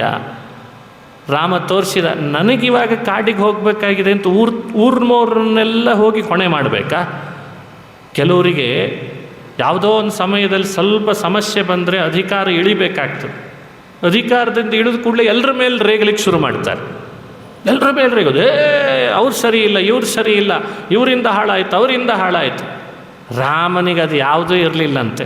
ನಾನಾಗೇ ಬೇಡ ಅಂತ ಬಿಟ್ಟು ಬಂದಿದ್ದೇನೆ, ನನಗೇನೂ ಮನಸ್ಸಿನಲ್ಲ ಒಂದು ಸ್ವಲ್ಪವೂ ಅಳಕಿಲ್ಲ, ಅದನ್ನು ಇನ್ನೊಬ್ಬರ ಮೇಲೆ ಹೇರೋದ್ರಲ್ಲಿ ಅರ್ಥ ಇಲ್ಲ. ಬರ್ತಿರುವಂಥ ನನ್ನ ಎದುರುಗಡೆ ಇರೋ ಪ್ರಜೆಗಳು ಆ ವೃತ್ತಿಗೆ ಗೌರವಿಸುವಂತೆ ನಾನು ನಡಿಬೇಕು ಅಂತ ನಡ್ಕೊಂಡು ಹೋದ ಅಂತಾರೆ. ಸೀತೆಯನ್ನು ಕಳ್ಕೊಂಡ್ರೂ ಹಾಗೇ ಇದ್ದ, ಸೀತೆ ಇದ್ದಾಗಲೂ ಹಾಗೇ ಇದ್ದ. ಮಾರೀಚನನ್ನು ಕೊಂದು ಬಂದಾಗಲೂ ಅದೇ ರಾಮ. ಮಾರೀಚ ನಿಮಿತ್ತ ಮಾಡಿಕೊಂಡು ರಾವಣ ಸೀತೆಯನ್ನು ಅಪಹರಿಸ್ಕೊಂಡು ಹೋದಾಗಲೂ ಅದೇ. ಪೌರುಷವೇ ಬೇರೆ, ಅಂತಃಕರಣವೇ ಬೇರೆ, ಪ್ರಜಾಪಾಲನೆಯೇ ಬೇರೆ, ಧರ್ಮದ ರಕ್ಷಣೆ ಅಂತ ಬಂದರೆ ಅದು ಬೇರೆಯೇ. ವನವಾಸ ಅಂದರೆ ಬೇರೆ, ತ್ಯಾಗ ಅಂದರೆ ಬೇರೆ. ಎಲ್ಲವನ್ನು ತನ್ನೊಳಗೆ ಹೇಗೆ ಮ್ಯಾನೇಜ್ ಮಾಡ್ತಾ ಇದ್ದ ಅನ್ನೋದನ್ನು ರಾಮನಲ್ಲಿ ನೋಡಬೇಕಂತ. ತನ್ನ ಕಷ್ಟವನ್ನು ತಂದೇ ಕಷ್ಟ ಅಂತ ಅಂದ್ಕೊಳ್ಳೋದು ಒಂದಾದರೆ, ಮತ್ತೊಬ್ಬರ ಕಷ್ಟವನ್ನು ತನ್ನ ಕಷ್ಟ ಅಂತ ಅಂದ್ಕೊಳ್ಳೋದಿದೆಯಲ್ಲ, ಇದು ಹಿರಿಯ ಮಟ್ಟ. ಇದನ್ನು ರಾಮ ಜಗತ್ತಿಗೆ ತೋರಿಸ್ತಾ ಬರ್ತಾನೆ ಅಂತ ವ್ಯಾಖ್ಯಾನ ಮಾಡ್ತಾರೆ. ಸೀತೆಯನ್ನು ಅಪಹರಿಸ್ಕೊಂಡು ರಾವಣ ಅಶೋಕವನದಲ್ಲಿ ಇಟ್ಟ, ತೊಗೊಂಡೋಗಿ ಅಶೋಕವನದಲ್ಲಿ ಇಟ್ಟು ಸೀತಾಕೃತಿ. ರಾಮ ಸಮುದ್ರಕ್ಕೆ ಸೇತುವೆ ಕಟ್ಟಬೇಕಾಗಿದೆ. ಆ ಘಟನೆಯನ್ನು ರಾಮಾಯಣ ಭಾಗವತ ವಿಸ್ತಾರ ಮಾಡ್ತದೆ. ಮೊದಲನೇ ರಾತ್ರಿ ಕಳೆದ. ಸಮುದ್ರ ರಾಜನ ಬೋರ್ಗರಿತ ಜಾಸ್ತಿ ಇದೆ, ನೋಡೋಣ ಇವತ್ತೊಂದಿನ ರಾತ್ರಿ ಕಳೆಯೋಣ ಅಂತ ಕಳೆದ. ಎರಡನೇ ರಾತ್ರಿ ಕಳೆದ. ಇನ್ನೂ ಏನು ಸಮುದ್ರ ಉಕ್ಕೇರೋದು ಕಡಿಮೆ ಆಗಿರಲಿಲ್ಲ. ಇನ್ನು ಸಮಯ ಹೆಚ್ಚು ತಗೊಳ್ಬಾರ್ದು ಅಂತ ಸಮುದ್ರದ ಕಡೆ ಒಂದು ದೃಷ್ಟಿ ಹಾಕಿದ ಅಂತದೆ ರಾಮಾಯಣ ಭಾಗವತ. ಯದ್ರೋಷ ವಿಭ್ರಮ ವಿವೃತ್ತ ಕಟಾಕ್ಷಪಾತ ಸಂಭ್ರಾಂತ ನಕ್ರಮಕರೋ ಭಯ ಗೀರ್ಣಘೋಷ. ಯದ್ರೋಷ ವಿಭ್ರಮ ವಿವೃತ್ತ ಕಟಾಕ್ಷಪಾತ. ರಾಮ ತನ್ನ ಕಟಾಕ್ಷವನ್ನು ಸಮುದ್ರದ ಮೇಲೆ ಹಾಕಿದ್ದಾನೆ. ರೋಷ ವಿಭ್ರಮ ಕಟಾಕ್ಷ, ಸ್ವಲ್ಪ ಕೆಂಪಾಗಿತ್ತು ಕಣ್ಣು, ನೋಟದ ವಿಚಿತ್ರ ದೃಷ್ಟಿ ಸಮುದ್ರದ ಮೇಲೆ ಬಿದ್ದರೆ ಸಮುದ್ರದ ನೀರೆಲ್ಲ ಒಣಗಲಿಕ್ಕೆ ಪ್ರಾರಂಭ ಆಯಿತು, ಬತ್ತುತ್ತಾ ಇದೆ. ಸಮುದ್ರದ ನೀರು ಬತ್ತುತ್ತಿದೆ ಅಂದರೆ ಒಳಗಿರೋ ಜಲಚರ ಪ್ರಾಣಿಗಳೇನಾಗಬೇಡ. ನೀರು ಕಡಿಮೆ ಆದಾಗ ಮೊಸಳೆಗೆ ಸಮಸ್ಯೆ, ಮೀನಿಗೆ ಸಮಸ್ಯೆ. ಅದನ್ನು ನೋಡಿ ಸಮುದ್ರ ರಾಜ ಅಂದ್ಕೊಂಡ ವರುಣ, ಇನ್ನು ನಾನು ತಡ ಮಾಡಿದರೆ ರಾಮ ನೀರನ್ನೆಲ್ಲ ಕಣ್ಣಿನಿಂದಲೇ ಹೀರು ಬಿಡ್ತಾನೆ. ಒಣಗಿತು ಅಂತಾದರೆ ನಡ್ಕೊಂಡೇ ಸಮುದ್ರಕ್ಕೆ ಸೇತುವೆ ಕಟ್ಟದೆ ನಡ್ಕೊಂಡೇ ಲಂಕೆಗೆ ಹೋಗಿಬಿಡ್ತಾನೆ. ಈ ಸಾಹಸ ನಾನು ಮಾಡಬಾರ್ದು ಅಂತ ತಲೆ ತುಂಬ ರತ್ನಗಳನ್ನಿಟ್ಕೊಂಡು ರಾಮನ ಸನ್ನಿಧಿಗೆ ಬರುವಾಗ ಸಿಂಧು ಶಿರಸ್ಯರ್ಹಣಂ ಪರಿಗೃಹ್ಯ ರೂಪಿ ಪಾದಾರವಿಂದಮುಪಗಮ್ಯ ಬಭಾಷಯೇತತ್. ತಲೆ ತುಂಬ ರತ್ನಗಳನ್ನು ಧರಿಸಿ ಸಮುದ್ರ ರಾಜ ವರುಣ ಮೂರ್ತಿಮತ್ತಾಗಿ ಬಂದು ರಾಮನ ಪಾದಾರವಿಂದಕ್ಕೆ ಶರಣಾದ. ಈ ಚರಿತ್ರೆಯನ್ನು ಭಾಗವತ ಉಲ್ಲೇಖ ಮಾಡ್ತದೆ. ಸ್ತೋತ್ರ ಮಾಡಿದ ವರುಣ ಏನಂತ? ತಂ ತ್ವಾ ವಯಂ ಜಡಧಿಯೋ ನ ವಿದಾಮ ಭೂಮನ್ ಕೂಟಸ್ಥಮಾದಿ ಪುರುಷಂ ಜಗತಾಮಧೀಶಂ. ಇದೆಲ್ಲ ವರುಣಕೃತ ಸಮುದ್ರ ಸ್ತೋತ್ರ, ವರುಣಕೃತ ರಾಮಸ್ತೋತ್ರ. ನಾನು ಜಡಬುದ್ಧಿಯವ, ನೀನು ಪರಬ್ರಹ್ಮ ಅಂತ ಅರಿಯದೆ ಹೋದೆ, ಕ್ಷಮಿಸಿಬಿಡು ನನ್ನ. ಸೇತುವೆ ಕಟ್ಟಬೇಕು ಅಂತ ಸಂಕಲ್ಪ ಮಾಡಿದ್ದಿ, ಕಟ್ಬಿಡು. ನಿನ್ನ ಕೀರ್ತಿ ದಿಗಂತ ವಿಕ್ರಾಂತವಾಗಲಿ. ತಪ್ಪಾಗಿದೆ ಅಂತ ಇಷ್ಟು ಬೇಡ್ಕೊಂಡು ಸಮುದ್ರ ರಾಜ ರಾಮನನ್ನು ಸ್ತುತಿಸಿ ಕ್ಷಮೆ ಕೇಳಿ ಹೊರಟ ಅಂತ ಕಥೆ. ಈ ಚರಿತ್ರೆಯನ್ನು ಭಾಗವತ ನಮ್ಮ ಕಣ್ಣು ಮುಂದೆ ಯಾಕೆ ಹೇಳ್ತು? ರಾಮನ ಬಗ್ಗೆ ಸರಿಯಾದ ಮಾಹಿತಿ ಕೊಡಬೇಕಾಗಿದೆ. ವರುಣನಂಥವನು ರಾಮನ ಹತ್ರ ಶರಣು ಬರ್ತಾನೆ ಅಂದರೆ ರಾಮ ಸಾಮಾನ್ಯ ಮನುಷ್ಯನ? ದೇವತೆಗಳಿಂದ ಉಪಾಸ್ಯನಾದವನು ಸಾಮಾನ್ಯ ಮನುಷ್ಯನಾಗ್ತಾನ? ಅದನ್ನು ತಿಳಿಸ್ಬೇಕು. ಎರಡನೇದ್ದು, ಈ ಚರಿತ್ರೆಯ ಸ್ಮರಣೆ ನಾವು ಮಾಡಿದರೆ ಸಮುದ್ರದ ನೀರೇ ಬತ್ತಿಸಿದ ಕುಡಿನೋಟದಿಂದ, ಹಾಗೆ ನಮಗೂ ಒಂದು ನೀರು ಬತ್ತಿಸಬೇಕಾಗಿದೆ. ಈ ಸಂಸಾರ ಸಾಗರದ ನೀರನ್ನು ಬತ್ತಿಸ್ತಾನೆ ಅಂತ ಅರ್ಥ. ಯಾರು ರಾಮನ ಚರಿತ್ರೆಯ ಸ್ಮರಣೆ ಮಾಡ್ತಾರೆ, ಸಂಸಾರ ಸಾಗರ ಅವನ ಕುಡಿನೋಟದಿಂದ ಒಣಗ್ತದೆ, ಅನಾಯಾಸೇನ ಅದನ್ನು ದಾಟಬಲ್ಲರು ಅಂತ ಮತ್ತೊಂದು. ಸೇತುವೆ ಕಟ್ಟುವಾಗ ಅವನನ್ನೇ ಕೇಳಿದ ಸಮುದ್ರ ರಾಜನನ್ನು, ಅವನ ಅನುಮತಿ ಕೊಟ್ಟ ಮೇಲೆ ಸೇತುವೆಯನ್ನು ಕಟ್ಟಿದ ಅಂತ ಕಥೆ. ಇದು ಒಂದು ನಿದರ್ಶನ. ಸೇತುವೆ ಕಟ್ಟುವಾಗೆಲ್ಲ ಇವತ್ತು ಯಾರಾದರೂ ಅನುಮತಿ ಕೇಳಿ ಕಟ್ತಾರೇನು? ರಾಮ ಹಾಗಲ್ಲ, ಸಮುದ್ರದ ಅನುಮತಿ ಪಡೆದು ಪ್ರಾರ್ಥಿತನಾಗಿ ಸೇತುವೆ ಕಟ್ಟಿಬಿಟ್ನಂತ. ಹೀಗೆ ಪ್ರಕೃತಿಯಲ್ಲಿ ಯಾವುದೇ ಕೆಲಸ ನಾವು ಮಾಡಿ ನಮಗಾಗಿ ಅಂತ ನಡೆಸ್ತೇವಲ್ಲ, ಆಗೆಲ್ಲ ಆ ಪ್ರಕೃತಿಯನ್ನು ಕೇಳ್ಕೊಂಡು ಕಟ್ಟಬೇಕಂತ. ಅದನ್ನೂ ಜಗತ್ತಿಗೆ ತೋರಿಸಿದ. ಮನಸ್ಸೋ ಇಚ್ಛೆ ಪ್ರಕೃತಿಯನ್ನು ಹಾಳು ಮಾಡ್ತಾ ಇದ್ದೇವೆ ಇವತ್ತು ನಾವೆಲ್ಲ. ಮರ ಕಡಿತೇವೆ, ಗಿಡ ಕಡಿತೇವೆ, ರಸ್ತೆಯಲ್ಲೆಲ್ಲ ಡಾಂಬರ್ ಹಾಕ್ತೇವೆ, ಭೂಮಿಯನ್ನು ಅಗಿತೇವೆ, ಏನೇನೋ ಮಾಡ್ತಿದ್ದೀವಿ. ಕೊಳಚೆ ನೀರುಗಳನ್ನು ನದಿಗೆ ಬಿಡ್ತಿದ್ದೇವೆ. ಫ್ಯಾಕ್ಟ್ರಿಯ ಹೆಸರಿನಲ್ಲಿ ನೀರು ನದಿಗಳಿಗೆ ಬಿಟ್ಟು ನದಿಗಳನ್ನು ಹಾಳು ಮಾಡ್ತಿದ್ದೇವೆ. ಯೋಚಿಸ್ರಿ ಇದನ್ನೆಲ್ಲ. ರಾಮ ಅಂದು ಹೇಗೆ ಮಾಡಿದ? ದೈವನಾದ ವರುಣನನ್ನು ಕೇಳಿ ಸಮುದ್ರಕ್ಕೆ ಸೇತುವೆ ಕಟ್ತೇನೆ ಅಂತ ಹೇಳಿ ಪ್ರಾರ್ಥಿಸ್ಕೊಂಡ ಮೇಲೆ ಕಟ್ಟಿದ್ನಂತೆ. ಈ ಚರಿತ್ರೆಯನ್ನು ರಾಮಾಯಣದ ಸಂಕ್ಷೇಪವನ್ನು ಚಿಂತನೆ ಮಾಡ್ಬೋದು. ಇನ್ನು ರಾವಣನ ಸಂಹಾರ, ಸುಗ್ರೀವನೊಟ್ಟಿಗೆ ಸಖ್ಯ ಬೆಳೆಸಿ ವಾಲಿಯ ಸಂಹಾರ ಮಾಡಿ ಕಪಿ ಸೈನ್ಯದ ಕಲ್ಕೊಂಡು ರಾವಣನೊಟ್ಟಿಗೆ ಯುದ್ಧ ಮಾಡಿ ಅವನ ಸಂಹಾರ ಮಾಡಿದ ಕಥೆ. ರಕ್ಷಪತಿ ಸ್ವಬಲ, ಎಲ್ಲವನ್ನೂ ತನ್ನ ಸ್ವಂತ ಬಲದಿಂದ ಮಾಡಿದ್ದಾನೆ ರಾಮ. ಹಾಗೇ ವರ್ಣನೆ ಮಾಡ್ತಾ ಬಂದು ವಿಭೀಷಣನಿಗೆ ಪಟ್ಟಗಟ್ಟಿದ. ಲವ ಮತ್ತು ಕುಶರನ್ನು ತಾನು ಪಡೆದ ಮಕ್ಕಳನ್ನಾಗಿ ಅವರಿಂದ ಸೂರ್ಯವಂಶದ ಬೆಳವಣಿಗೆ ಆಯಿತು ಅಂತ. ಹೀಗೆ ರಾಮಾಯಣದ ಕಥೆಯನ್ನು ಭಾಗವತ ಚಿಂತನೆ ಮಾಡಿಸ್ತದೆ. ರಾಮನ ಚರಿತ್ರೆ ಆದಮೇಲೆ ಸೂರ್ಯವಂಶದಲ್ಲಿ ಬಂದ ಕೆಲವು ರಾಜರ ಕಥೆ ಹೇಳ್ದಂಗೆ ಚಂದ್ರವಂಶದಲ್ಲಿ ಬಂದಂಥ ಕೆಲವು ರಾಜರುಗಳ ಕಥೆಯನ್ನು ಹೇಳ್ತಾರೆ. ಐಳೋಪಾಖ್ಯಾನ ಅಂದರೆ ಪುರೂರವಸ್ಯನ ಕಥೆ. ಅದು ಕೂಡ ನಮಗೆ ವೈರಾಗ್ಯ ಹೇಗಿರಬೇಕು ಅನ್ನಲಿಕ್ಕೆ ಐಳಗೀತೆಯನ್ನು ಅನುಸಂಧಾನ ಮಾಡಿಸ್ತಾರೆ. ಕುಶಲವರ ಮೂಲಕವಾಗಿ ರಾಜ್ಯಭಾರ ರಾಮ ಮಾಡಿಸಿ ತಾನು ಪರಂಧಾಮಕ್ಕೆ ಹೊರಟ. ಹೇಗೆ ಹೊರಟ ರಾಮ? ತಾನೊಬ್ಬನೇ ಅಲ್ಲ, ದಿಕ್ಕು ವಿದಿಕ್ಕುಗಳಲ್ಲಿ ಮೋಕ್ಷ ಬಯಸೋರಿಗೆ ಮೋಕ್ಷ ಕೊಡ್ತೇನೆ ಬನ್ನಿರಿ ಅಂತ ಕರ್ಕೊಂಡು ಹೊರಟನಂತ. ಸಮಾಯಾತ ಸಮಾಯಾತ ಯೇ ಯೇ ಮೋಕ್ಷ ಪದೇಚ್ಛವಃ. ಸಮಾಯಾತ ಸಮಾಯಾತ, ಇನ್ಯಾವ ದೇವರ ರೂಪಗಳಲ್ಲಿ ಅವತಾರಗಳಲ್ಲಿ ಈ ಚರಿತ್ರೆ ನಡೆದದ್ದಕ್ಕೆ ದಾಖಲೆ ಇಲ್ಲ. ರಾಮಾಯಣದಲ್ಲಿ ಮಾತ್ರ ಇದಕ್ಕೆ ದಾಖಲೆ ಇದೆ ಅಂತಾರೆ. ಯಾರ್ಯಾರು ಸಾಧನೆ ಮಾಡಿಕೊಂಡು ತಯಾರಾಗಿದ್ದೀರಿ, ಮೋಕ್ಷಕ್ಕೆ ಬರ್ರಿ, ನಾನು ಕರ್ಕೊಂಡು ಹೋಗ್ತೇನೆ ಅಂತ ಹೊರಟದ್ದಂತ. ಹಾಗಾಗಿ ರಾಮರೂಪ ನಮಗೆ ಅವಶ್ಯ ಉಪಾಸನೆಗೆ ಬೇಕಾದದ್ದು. ಅದನ್ನು ವರ್ಣನೆ ಮಾಡಿ ಪುರೂರವಸ್ಸನ ವಂಶದೊಳಗೆ ಬೇರೆ ಬೇರೆ ರಾಜರೆಲ್ಲ ಅವತಾರ ಮಾಡ್ತಾರೆ. ಮುಂದೆ ನಹುಷ ಅಂತ ಒಬ್ಬ ರಾಜ ಬಂದ ಚಂದ್ರವಂಶದಲ್ಲಿ. ನಹುಷ ರಾಜನಿಗೆ ಯತಿ, ಯಯಾತಿ, ಸಂಯಾತಿ, ಆಯಾತಿ, ವಿಯತಿ, ಕೃತಿ ಅಂತ 6 ಜನ ಮಕ್ಕಳಿದ್ರಂತೆ. ಯತಿರ್ ಯಯಾತಿ ಸಂಯಾತಿ ಆಯಾತಿ ವಿಯತಿ ಕೃತಿ ಅಂತ ಹೇಳ್ತಾರೆ. ಅದರಲ್ಲಿ ಯಯಾತಿ ಅಂತ ಒಬ್ಬ ರಾಜ ಹೇಗಿದ್ದ ಅವನು ಅಂದರೆ, ಭಾಗವತ ಹೇಳ್ತದೆ ಅವನು ಯದುವಂಶದಲ್ಲಿ ಮುಂದೆ ಅಂದರೆ ಯದುವಂಶದ ಪೂರ್ವಜ ಅಂತಾದ. ಶರ್ಮಿಷ್ಠೆಯನ್ನು ಮದುವೆ ಮಾಡಿಕೊಂಡ. ಇನ್ನೊಬ್ಬಳಿದ್ಲು ದೇವಯಾನಿ ಅಂತ, ಅವಳನ್ನು ವಿವಾಹ ಮಾಡಿಕೊಂಡ. ವೃಷಪರ್ವ ರಾಜನ ಮಗಳು ಶರ್ಮಿಷ್ಠೆ, ಶುಕ್ರಾಚಾರ್ಯರ ಮಗಳು ದೇವಯಾನಿ. ಇಬ್ಬಿಬ್ಬರನ್ನು ವಿವಾಹ ಮಾಡಿಕೊಂಡು ಯದುವಂಶ ಪುರುವಂಶದ ಅಭಿವೃದ್ಧಿಯ ಹಿನ್ನೆಲೆಯಲ್ಲಿ ಇವನು ಅವರಿಗೆ ಪೂರ್ವಜನಾದ ಅಂತ ಕಥೆಯನ್ನು ಭಾಗವತ ಹೇಳ್ತದೆ. ಅದರಲ್ಲಿ ಇವನ ಚರಿತ್ರೆಯನ್ನು ಸ್ವಲ್ಪ ನಾವು ಅನುಸಂಧಾನಕ್ಕೆ ತರಬೇಕು. ಭಾಗವತದ 9ನೇ ಸ್ಕಂಧ ಯಯಾತಿಯ ಚರಿತ್ರೆಯನ್ನು ಸಂಕ್ಷಿಪ್ತವಾಗಿ ಹೇಳ್ತದೆ. ಯಯಾತಿ ರಾಜ ಒಮ್ಮೆ ಬೇಟೆ ಆಡ್ತಾ ಬಂದಿದ್ದಾನೆ. ಬೇಟೆ ಆಡುವಾಗ ಅವನಿಗೆ ಇದ್ದಕ್ಕಿದ್ದ ಹಾಗೆ ಒಂದು ದೃಶ್ಯ ಕಣ್ಣಿಗೆ ಬಿತ್ತಂತೆ. ನೀರಿದೆನಾ ಅಂತ ಒಂದು ಹಾಳು ಬಾವಿಯಲ್ಲಿ ಹಣಿಕೆ ಹಾಕಿ ನೋಡ್ತಾನೆ. ಒಬ್ಬಳು ಹೆಣ್ಮಗಳು ಕಂಡು, ಸ್ತ್ರೀ, ಕನ್ಯೆ, ವಿವಾಹ ಆಗಿರಲಿಲ್ಲ. ಕಂಡಾಗ ಅವಳನ್ನು ಬಚಾವು ಮಾಡಬೇಕು ಅಂತ ಕೂಗ್ತಿದ್ಲು. ಅವಳು ವಸ್ತ್ರ ಇರಲಿಲ್ಲ. ಯಯಾತಿ ತನ್ನದೇ ವಸ್ತ್ರವನ್ನು ತೆಗೆದು ಹಾಳು ಬಾವಿಯಲ್ಲಿ ಬಿಟ್ಟು ಅವಳಿಗೆ ಹಿಡ್ಕೊಳ್ಳುವ ಹಾಗೆ ಮಾಡಿ ಅವಳನ್ನು ಮೇಲೆ ಎತ್ತಿದ. ಎತ್ತುವಾಗಲೇ ಅವಳು ಕೈ ಕೊಟ್ಲಂತೆ. ಹತ್ತಿರ ಬಂದಾಗ ಮೇಲೆ ಇವನು ಅವಳ ಕೈ ಗಟ್ಟಿ ಹಿಡಿದು ಮೇಲಿನಿಂದ ಕೆಳಗಿರಿಸಿದ ಅವಳನ್ನು. ಅದೇ ಪಾಣಿಗ್ರಹಣ ಅಂತ ಆಗಿಬಿಡ್ತು. ಈ ಪಾಣಿಗ್ರಹಣ ಅಂದರೆ ಏನು? ಮತ್ತು ಕೈ ಹಿಡಿದು ಎತ್ತೋದು ಅಂತ.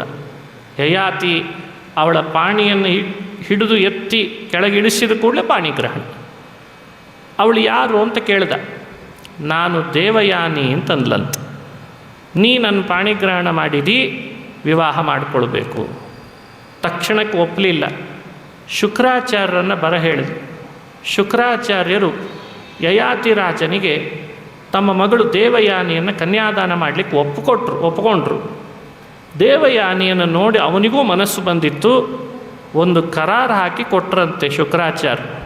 ನನ್ನ ಮಗಳನ್ನು ಕೊಡ್ತಿದ್ದೇನೆ, ಅಪ್ಪಿ ತಪ್ಪಿ ಮತ್ತೊಂದು ಹೆಣ್ಣು ಮೇಲೆ ಕೈ ಹಾಕಬೇಡ, ಕಣ್ಣು ಹಾಕಬೇಡ ಅಂದಿದ್ರಂತ.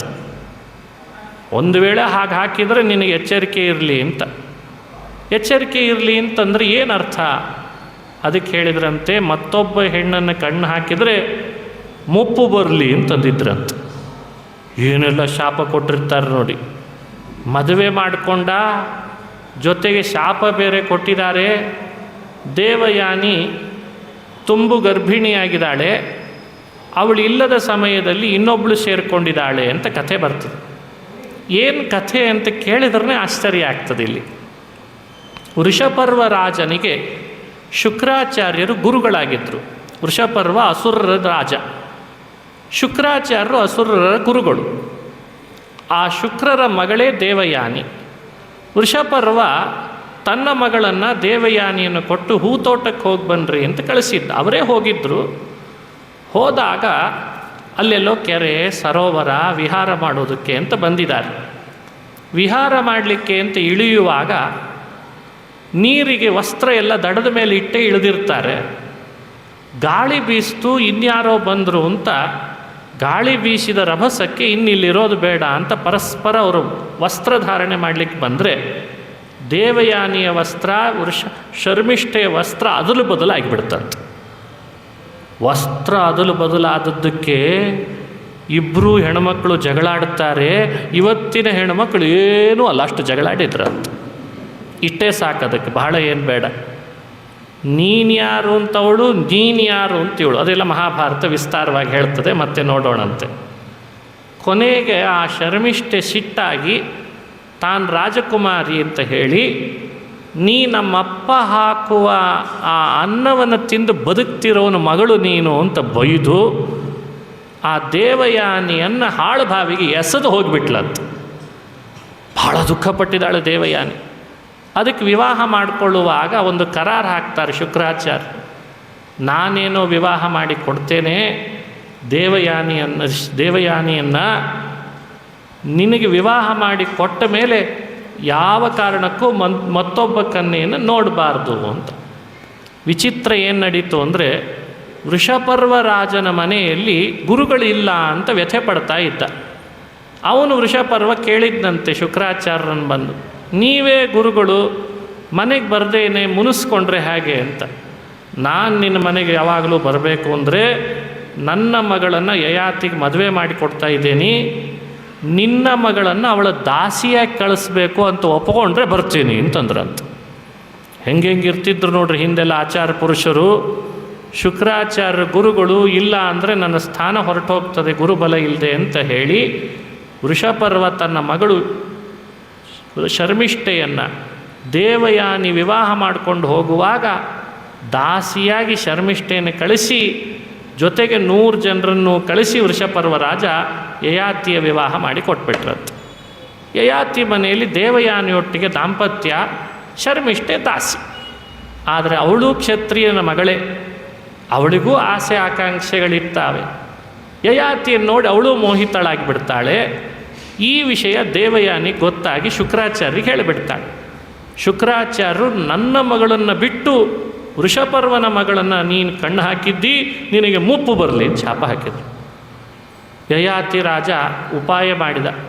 ನೋಡಿ ಶುಕ್ರಾಚಾರ್ಯರೇ, ನೀವೇನೋ ಅಂತಿದ್ರಿ ಮುಪ್ಪು ಬರಲಿ, ನನಗೇನು ಸಮಸ್ಯೆ ಇಲ್ಲ, ನಿಮ್ಮ ಮಗಳಿಗೆ ಸಮಸ್ಯೆ ಅಂತ ಶುರು ಮಾಡಿದ ಆತ. ನಾನು ಯೌವನನೋ ಮುಪ್ಪು ಅನುಭವಿಸ್ಬೋದು, ನಿಮ್ಮ ಮಗಳು ಏನಾಗಬೇಡ ಪಾಪ. ಇಬ್ಬರಲ್ಲಿಯೂ ಮಕ್ಕಳನ್ನು ಪಡೆದಿದ್ದ. ಗಾಂಧರ್ವ ವಿವಾಹ ಮಾಡಿಕೊಂಡು ಶರ್ಮಿಷ್ಠೆಯಲ್ಲಿಯೂ ಮಕ್ಕಳು, ದೇವಯಾನಿಯನ್ನು ವಿವಾಹ ಮಾಡಿಕೊಂಡು ಅಲ್ಲಿಯೂ ಮಕ್ಕಳು. ಇಬ್ಬರಲ್ಲಿಯೂ ಮಕ್ಕಳನ್ನು ಪಡೆದಂಥ ರಾಜನಿಗೆ ಮುಪ್ಪು ಬರಲಿ ಅಂತ ಶಾಪ ಹಾಕಿದಾಗ ಮಗಳ ಮೇಲೆ ಹಾಕಿಬಿಟ್ಟ ಯಯಾತಿ. ಶುಕ್ರಾಚಾರ್ಯರಂತಾರೆ, ಅಯ್ಯಯ್ಯೋ ನಾನು ಎಲ್ಲೋ ಲಕ್ಷ್ಯ ಇತ್ತು ಶಾಪ ಹಾಕುವಾಗ, ಸ್ವಲ್ಪ ಅದನ್ನು ಬದಲು ಮಾಡ್ತೇನೆ ಅಂದರು. ಹಾಗಾದರೆ ಮಾಡಿ ಅಂತಂದ. ನಿಮ್ಮ ಮಗಳಿಗೋಸ್ಕರ ಆದರೂ ಅದನ್ನು ಬದಲು ಮಾಡಿರಿ ಅಂದರೆ, ನಿನ್ನ ವೃದ್ಧಾಪ್ಯವನ್ನು ಇನ್ಯಾರಿಗಾದರೂ ಯೌವನ ಇರೋ ಪುರುಷನಿಗೆ ಕೊಟ್ಟು ಅವರ ಯೌವನವನ್ನು ನೀನು ಅನುಭವಿಸುವಂತಾಗಲಿ ಅಂತ ಶುಕ್ರಾಚಾರ್ಯರು ಅಂತಂದರೆ ಅವ್ರ ಬಗ್ಗೆ ಎಷ್ಟು ಹೇಳಿದರೂ ಕಡಿಮೆ ಇದೆ. ಭಾರೀ ಪ್ರಾಕ್ಟಿಕಲ್ ವಿಚಾರ ಮಾಡೋ ವ್ಯವಸ್ಥೆ ಅದು.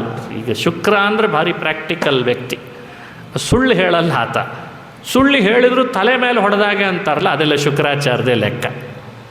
ಪರ್ಫೆಕ್ಟ್ ಇರಬೇಕು ಅಂತದ್ದು. ಲೋಕದ ನಿಯಮಗಳಲ್ಲಿ ಯಾವುದನ್ನೂ ಭಂಗ ಬರಬಾರ್ದು ಅಂತಿದ್ರು. ಎಲ್ಲ ಅನುಭವಿಸಬೇಕು ಮನುಷ್ಯ. ಇದೆಲ್ಲ ಶುಕ್ರ ನೀತಿ ಅಂದರೆ ಹಾಗಿದೆ. ಅದು ಅಧಿಕಾರ ಸಿಗಲಿಲ್ವಾ, ಸಿಗಲಿಕ್ಕೆ ಏನು ಬೇಕೋ ಅದನ್ನು ಮಾಡು ಅಂತಾರೆ ಶುಕ್ರಾಚಾರ್ಯ. ಅದರಲ್ಲೇನು ಕಾಂಪ್ರಮೈಸೇ ಇಲ್ಲ. ಅವನನ್ನು ಹೊಡಿಬೇಕಾ, ಹೊಡೆದ್ರೆ ಅಪವಾದ ಬರ್ತದ, ಬರಲಿ, ಆಮೇಲೆ ಅದನ್ನು ಪರಿಹಾರ ಮಾಡ್ಕೊಳ್ಳಿಕ್ಕೆ ಏನು ಬೇಕೋ ಅದನ್ನು ಮಾಡು. ಇದೆಲ್ಲ ಶುಕ್ರಾಚಾರ್ಯ ಲೆಕ್ಕ. ಶುಕ್ರಾಚಾರ್ಯರು ಅಂದರೆ ಭಾರೀ ತಂತ್ರ ಅವರು. ಅಂಥವರು ಈ ಯೌವನ ಮುಪ್ಪಿನ ಬಗ್ಗೆ ಅದಲು ಬದಲು ಮಾಡೋ ವ್ಯವಸ್ಥೆಯನ್ನು ಅವಕಾಶ ಮಾಡಿ ಕೊಟ್ಬಿಟ್ರು. ಇಂಥ ಕಥೆಗಳನ್ನು ಕೇಳಿದರೆ ರೋಮಾಂಚನ ಆಗ್ತದೆ. ಯದು, ತುರ್ವಸು, ದೃಹ್ಯು, ಅನು, ಪೂರು ಅಂತ ಅವನಿಗೆ ಮಕ್ಕಳು ಹುಟ್ಟಿದ್ರು ಯಯಾತಿ ರಾಜನಿಗೆ. ಯದು ರಾಜನ ಹತ್ರ ಬಂದ. ಯದು ತನ್ನ ಮಗ ಪೂರ್ವನ ಹತ್ರ ಬಂದ, ತುರ್ವಸುನ ಹತ್ರ ಬಂದ. ಏನಿಲ್ಲ, ನೀವೆಲ್ಲ ಯೌವನಕ್ಕೆ ಬಂದಿದ್ದೀರಿ, ನನಗೆ ವೃದ್ಧಾಪ್ಯ ಬಂತು ಶಾಪದಿಂದ. ಹೇಳಿದ್ದಾರೆ ನಮ್ಮ ಶುಕ್ರಾಚಾರ್ಯರು, ನಿಮ್ಮ ಅಜ್ಜ, ನಿಮಗೆಲ್ಲ ನನ್ನ ವೃದ್ಧಾಪ್ಯದ ದೇಹ ಕೊಡ್ಬೋದಂತೆ, ನಿಮ್ಮ ಯೌವನ ನಾನು ಕೊಡ್ಬೋದಂತೆ, ಅದಕ್ಕೆ ಕೊಡ್ರಿ ಅಂತ ಮಕ್ಕಳನ್ನೆಲ್ಲ ವಿಚಾರಿಸಿದ. ಒಬ್ಬನಾದರೂ ಕೊಡ್ಲಿಕ್ಕೆ ಬರಬೇಕು. ಯದು ಒಂದು ಕಾರಣನೇ ಬೇರೆ ಹೇಳ್ದ. ತುರುವಸು ಮತ್ತೊಂದು ಕಾರಣ ಹೇಳ್ದ, ದೃಶ್ಯು ಮತ್ತೊಂದು ಕಾರಣ ಹೇಳ್ದ. ಎಲ್ಲರೂ ಒಂದೊಂದು ಕಾರಣ ಹೇಳಿದರೆ ಪುರು ಮಾತ್ರ ಒಪ್ಪಕೊಂಡ. ಇವಳಿಗೆ ಎಂಥ ನೋಡಿ, ಪುರುವಿಗೆ ಅಪ್ಪನ ಸಮಸ್ಯೆ ಅರ್ಥ ಆಗಿ, ಸರಿ ನಿನಗೆ ಯೌವನ ನಾನು ಕೊಡ್ತೇನೆ, ನನಗೆ ನೀನು ವೃದ್ಧಾಪ್ಯ ಕೊಡು ಅಂತ ಇಸ್ಕೊಂಡ್ಬಿಟ್ಟು. ಯದು ಬೇಡ ಅಂತ ನಿಷೇಧಿಸಿದ್ದಕ್ಕೆ ಯಯಾತಿ ಶಾಪ ಕೊಟ್ಟನಂತೆ, ನಿನ್ನ ವಂಶದಲ್ಲಿ ಹುಟ್ಟೋರು ಯಾರು ಅಧಿಕಾರದಲ್ಲಿ ಬರದೇ ಹೋಗಲಿ ಅಂತ ಶಾಪ ಕೊಟ್ಬಿಟ್ಟೆ. ಹಾಗಾಗಿ ಯಯಾತಿಯ ಶಾಪದಂತೆ ಕೃಷ್ಣ ಯದುವಂಶದಲ್ಲಿ ಬಂದವನಾಗಿ ಉಗ್ರಸೇನನ್ನೇ ರಾಜನನ್ನು ಮಾಡಿದ್ನೇ ಹೊರತು ಕೃಷ್ಣ ಉಗ್ರಸೇನನನ್ನು ಬಿಟ್ಟು ತಾನು ರಾಜನಾಗಲಿಲ್ಲ ಅಂತ ಕಥೆ ಮುಂದೆ ದಶಮಸ್ಕಂದ ಹೇಳುವಾಗ ಶುಕಾಚಾರ್ಯರು ಈ ಮಾತನ್ನು ನೆನಪಿಸ್ತಾರೆ. ಯಾಕೆಂದರೆ ನಮ್ಮ ಹಿರಿಯ ಯಯಾತಿ ಶಾಪ ಕೊಟ್ಟಿದ್ದಾನಲ್ಲ ಅಂತ.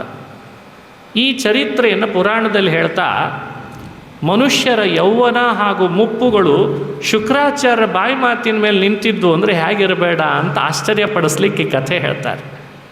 ಪುರು ಮಾತ್ರ ಹಾಗೆ ಮಾಡಲಿಲ್ಲ, ತಗೊಳ್ಳಪ್ಪ ಅಂತ ಕೊಟ್ಬಿಟ್ಟ.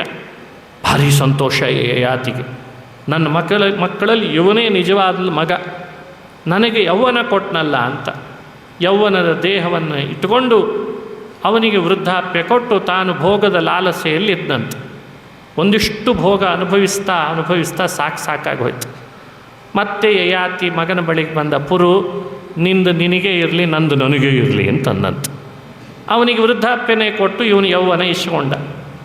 ಕೇಳ್ತಾನೆ, ಅಪ್ಪ ನೀನೇ ಬಯಸಿ ಕೇಳಿದ್ದಿ ಅಂತ ಕೊಟ್ಟಿದ್ದೆ, ಈಗ ಯಾಕೆ ಬೇಡ ಅಂತಿದ್ದಿ?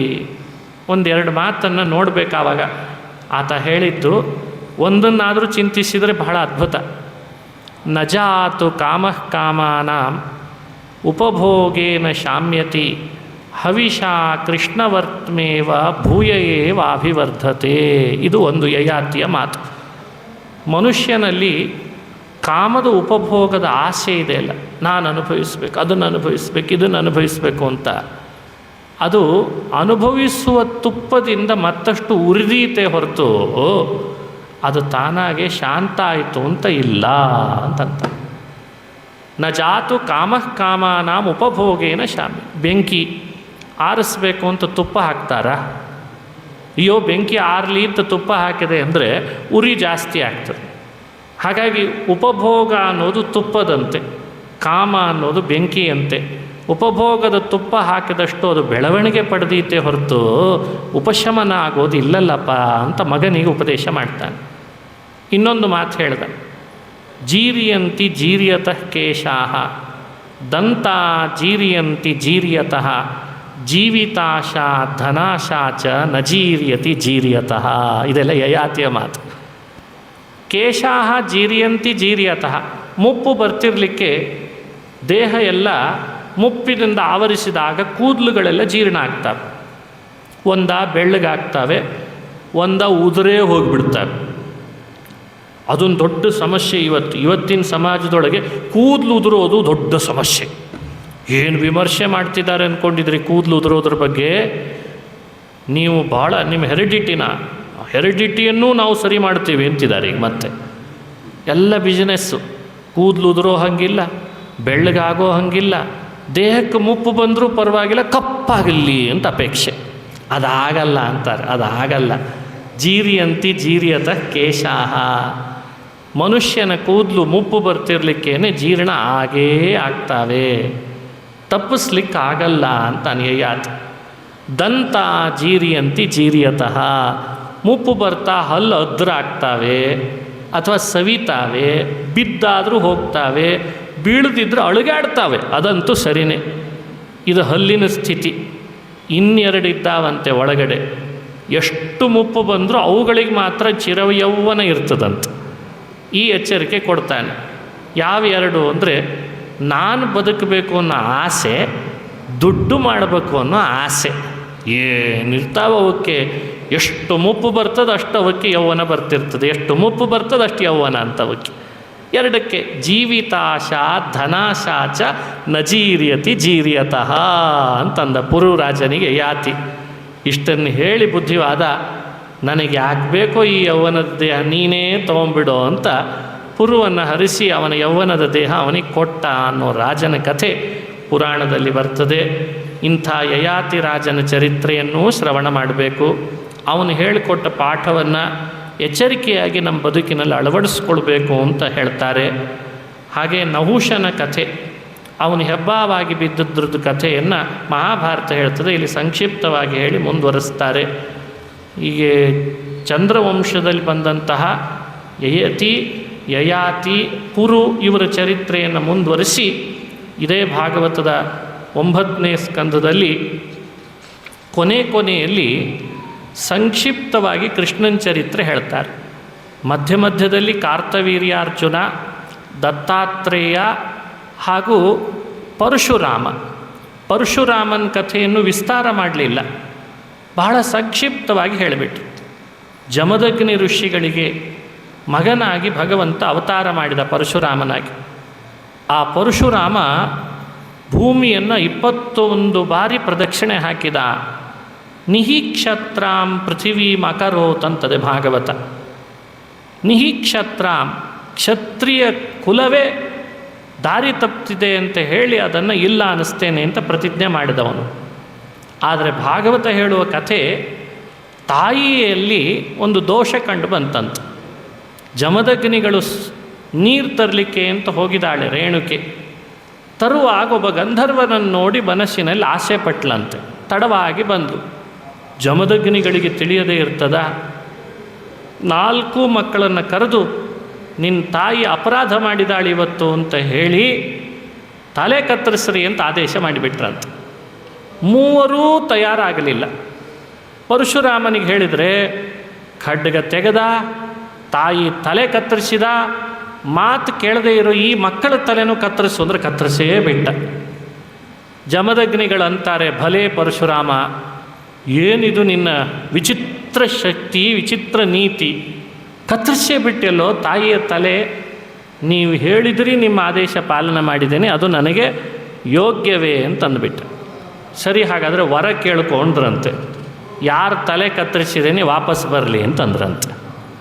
ತಲೆ ಕತ್ತರಿಸಿದ ಕೂಡಲೇ ವರ ಕೇಳಿಕೊಂಡು ಪುನಃ ಅವರ ತಲೆ ತರಿಸಿದ ಅನ್ನೋ ಚರಿತ್ರೆ ಭಾಗವತದಲ್ಲಿ ಬರ್ತದೆ. ಅದಕ್ಕೆ ನಾನು ಹೇಳಿದೆ, ಮಾತೃದೇವೋಭವ. ಪರಶುರಾಮನಿಗೆ ತಾಯಿಯ ಮೇಲೆ ಭಕ್ತಿನೂ ಇದೆ, ತಂದೆ ಮಾಡಿದ ಆದೇಶವನ್ನು ಪರಿಪಾಲನೆಯೂ ಮಾಡಬೇಕು ಅಂತ ಗೊತ್ತಿದೆ. ತಾಯಿ ಮಾಡಿದ ಅಪರಾಧ ಅನ್ನೋದು ಬಹಳ ದೊಡ್ಡದು, ಅದು ಲೋಕಕ್ಕೆಲ್ಲ ತಿಳಿಸ್ತದೆ ವೇದವ್ಯಾಸರ ಭಾಗವತ. ಅದನ್ನೂ ಮಾಡಬಾರ್ದು ಅನ್ನೋ ಎಚ್ಚರಿಕೆಯೂ ಕೊಡ್ತದೆ. ಮನಸಾ ಪರಪುರುಷನ ಬಯಕೆ ಹೆಣ್ಣಿಗೆ ದೊಡ್ಡ ಅಪರಾಧ ಅನ್ನೋ ಎಚ್ಚರಿಕೆ ಕೊಡ್ತದೆ. ಅದಕ್ಕೆ ತಕ್ಕಂತೆ ಪರಶುರಾಮನ ಚರಿತ್ರೆಯನ್ನೂ ಸ್ಮರಣೆಗೆ ತಂದು ಕೊಡ್ತದೆ.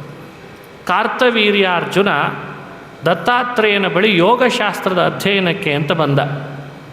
ಕೂಡಲೇ ಯೋಗಶಾಸ್ತ್ರ ಅವನಿಗೆ ಹೇಳಲಿಲ್ಲ. ಅವನ ಮೇಲೆ ಉಗುಳುತ್ತಿದ್ದ, ಮಲಮೂತ್ರ ಮಾಡ್ತಾ ಇದ್ದ.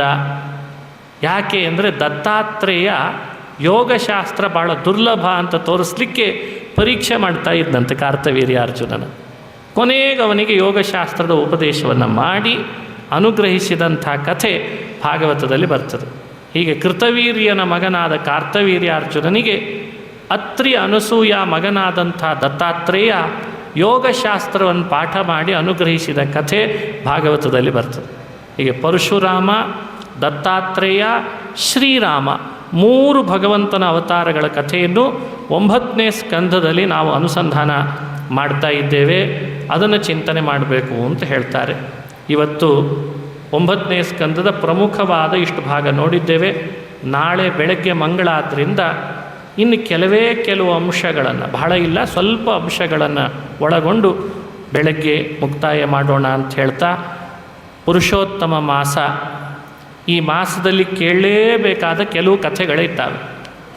ಒಮ್ಮೆ ಕೃಷ್ಣನ ಮನೆಗೆ ದುರ್ವಾಸ ಮಹರ್ಷಿಗಳು ಬಂದರು. ಬಂದು ಕೂಡಲೇ ಹೇಳ್ತಾರೆ, ನಾನು ಬಹಳ ಬೇಗ ಒಂದು ಊರಿಗೆ ತಲುಪಬೇಕು, ನನಗೆ ವಾಹನದ ವ್ಯವಸ್ಥೆ ಮಾಡು. ಅವತ್ತಿನ ದಿವಸನೇ ರಜೆ ಹಾಕಿದ್ದಾರೆ ವಾಹನ ವ್ಯವಸ್ಥೆ ಮಾಡೋರು, ಸಾರಥಿ, ಕುದುರೆ ಕಟ್ಟವ, ಯಾವತ್ತೇ ರಜೆ ಹಾಕಿದ್ದಾರೆ. ಅವ್ರು ಯಾರೂ ಬೇಡ, ಅವ್ರನ್ನ ಕರೆದ್ರೆ ತಡ ಮಾಡ್ತಾರೆ, ನೀನೇ ಬಂದುಬಿಡು ಅಂದ್ರಂತೆ ದುರ್ವಾಸರು. ಸರಿ, ನಾನೇ ಬರ್ತೇನೆ ಅಂತಂದರು. ಕುದುರೆಗಳನ್ನು ಕಟ್ಟೋ ಜಾಗದಲ್ಲಿ ಕೃಷ್ಣ ನಿಲ್ಲಬೇಕಾಯ್ತಂತೆ. ಕುದುರೆ 2 ಬೇಕಲ್ಲ, ನಿಯಮಿತವಾಗಿ 2 ಬೇಕು, ರಥ ತೊಗೊಂಡು ಹೋಗಬೇಕಾದ್ರೆ. ಇನ್ನೊಬ್ಳು ಯಾರು, ನಿಮ್ಮ ಮನೆಯವಳು ರುಕ್ಮಿಣಿನ ಕರಿ ಅಂದ್ರಂತೆ ದುರ್ವಾಸರು. ಸರಿ ಅಂತ ರುಕ್ಮಿಣಿನ ಕೂಡಿಸ್ಕೊಂಡ. ನೀನು ಈ ಕಡೆ ನಿಲ್ಲು, ನಾನು ಆ ಕಡೆ ನಿಲ್ತೇನೆ. ನಮ್ಮಿಬ್ಬರ ಹೆಗಲ ಮೇಲೆ ಆ ರಥದ ಮುಂಭಾಗದ ಆ ಕಟ್ಟಿಗೆಯನ್ನು ಇರಿಸ್ತಾರೆ, ನೊಗ. ಅದನ್ನು ಹೊತ್ತು ಹೋಗೋಣಂತೆ. ದೂರ್ವಾಸರು ಬಹಳ ವೇಗದಲ್ಲಿ ಎಲ್ಲೋ ಹೋಗಬೇಕಾಗಿದೆ ಅಂತ. ಒಳಗೆ ದೂರ್ವಾಸರು ಕೂತ್ಕೊಂಡ್ರು. ನಡೀಲಿ ರಥ ಅಂದರು. ಕೃಷ್ಣ ರುಕ್ಮಿಣಿಯರು ರಥದ ನೊಗ ಹೊತ್ತು ಓಡ್ತಿದ್ದಾರೆ. ರುಕ್ಮಿಣಿ 4 ಹೆಜ್ಜೆ ಇಟ್ಟ ಮೇಲೆ ನೀರಡಿಕೆ ಆಗಿಬಿಡ್ತಂತೆ. ಸಹಜ, ಅವಳಿಗೇನು ಅಭ್ಯಾಸ ಇರ್ತದೆ ಪಾಪ. ನೀವು ರಥದ ಭಾರ ಎಲ್ಲ ಅವಳು ತಲೆ ಮೇಲೆ ಹಾಕಿದರೆ, ಹೆಗಲ ಮೇಲೆ 2 ಹೆಜ್ಜೆ ಇಟ್ಟಿದ್ದಾಳೆ, ನೀರಡಿಕೆ ಹಾಕಿದೆ. ನೀರಡಿಕೆ ಆಗ್ತಿದೆ ಅಂತ ರುಕ್ಮಿಣಿ, ನನಗೆ ಅವಸರ ಇದೆ, ಬೇಗ ಹೋಗೋ ಕೃಷ್ಣ ಅಂತ ದುರ್ವಾಸರು. ಏನು ಮಾಡಬೇಕು ಕೃಷ್ಣ? ಹೆಂಡತಿಯನ್ನು ನೋಡ್ಕೋಬೇಕೋ, ಬಂದಂಥ ದುರ್ವಾಸರನ್ನು ಶಾಪ ಕೊಡದೇ ಇರೋ ಹಾಗೆ ನಿಯಂತ್ರಿಸ್ಬೇಕೋ? ಸಿಡಿ ಸಿಡಿ ಸಿಡಿ ಸಿಡಿ ಹಾಯ್ತಾರೆ ಮಹಾನುಭಾವರವರು. ಅದಕ್ಕೆ ಕೃಷ್ಣ ರಥ ನಿಲ್ಲಿಸಲಿಲ್ಲ. ದುರ್ವಾಸರಿಗೆ ಸಮಸ್ಯೆ ಆಗಿರಬಾರ್ದು, ರುಕ್ಮಿಣಿಯ ನೀರಡಿಕೆ ತಣಿಸ್ಬೇಕು ಅಂತ ಹೋಗುವ ರಭಸದಲ್ಲಿ ಭೂಮಿಯನ್ನು ತನ್ನ ಪಾದದ ಹೆಬ್ಬೆರಳಿನಿಂದ ಊರಿದ್ನಂತೆ ಜೋರಾಗಿ. ಭೂಮಿಯ ಕೆಳಗಿನಿಂದ ಗಂಗೆ ಮೇಲ್ ಚಿಮ್ಮಿದ್ಲಂತೆ. ಪ್ರತ್ಯೇಕ ಪಾತ್ರೆ ತರಲೇ ಇಲ್ಲ. ಆ ನೀರೇ ರುಕ್ಮಿಣಿಯ ಬಾಯಿಗೆ ಹೋಗಿ ಬೀಳ್ಬೇಕು, ಹಾಗೆ ಮಾಡಿದ್ದಂತೆ. ಇದು ಎಂಥ ಆಟೋ ಸಿಸ್ಟಮ್ ವ್ಯವಸ್ಥೆ. ಯಾರೂ ಬೇಕಾಗಿಲ್ಲ ಮಧ್ಯಕ್ಕೆ ಅಂತ. ನಮ್ಮ ಮನೆಯೊಳಗೆ ನೀರು ತಾನೇ ಕುಡಿಸ್ಬೇಕು ನಾನು. ಚಿಮ್ಮಿದ ನೀರು ಬಾಯಿಗೆ ಬಿದ್ದುಬಿಡ್ತು. ದುರ್ವಾಸರಿಗೆ ಅದು ಸಿಟ್ಟು ಬಂತಂತೆ. ನಾನು ಅವಸರದಲ್ಲಿ ಹೋಗು ಅಂತ ಹೇಳ್ತಿದ್ದೇನೆ, ನಿನಗೆ ನಿನ್ನ ಮನೆಯವಳ ಮೇಲೆ ಜಾಸ್ತಿ ಲಕ್ಷ್ಯ ಅಂತ ಸಿಟ್ಟಾಯಿತು. ಅವನಂತಿ ನಾನು ಇಲ್ಲ ದುರ್ವಾಸರೆ, ರಥನೂ ಹೋಗ್ತಾ ಇದೆ ಅಂತ. ಅವನು ರಥ ಮುಂದೆ ಹೋಗ್ತಿದೆ, ನೀರು ನೀಲ್ದಿಂದ ಚಿಮ್ತಿದೆ, ರುಕ್ಮಿಣಿಯ ಬಾಯಲ್ಲಿ ನೀರಡಿಕೆ ತಣಿಸ್ತಾ ಇದೆ. ಆದರೂ ದುರ್ವಾಸರು ಬಿಡದೆ ಸಿಟ್ಟಾಗಿ ಕೃಷ್ಣ ರುಕ್ಮಿಣಿಯರಿಗೆ ಶಾಪ ಹಾಕೇ ಬಿಟ್ರಂತ. ನೀವಿಬ್ಬರು ಈ ರೀತಿ ನನಗೆ ಅವಮಾನ ಮಾಡಿದ್ರಿ, ನಿಮ್ಮಿಬ್ಬರಲ್ಲಿ ವಿಯೋಗ ಆಗಲಿ ಅಂತ ಶಾಪ ಹಾಕಿಬಿಟ್ರಂತ.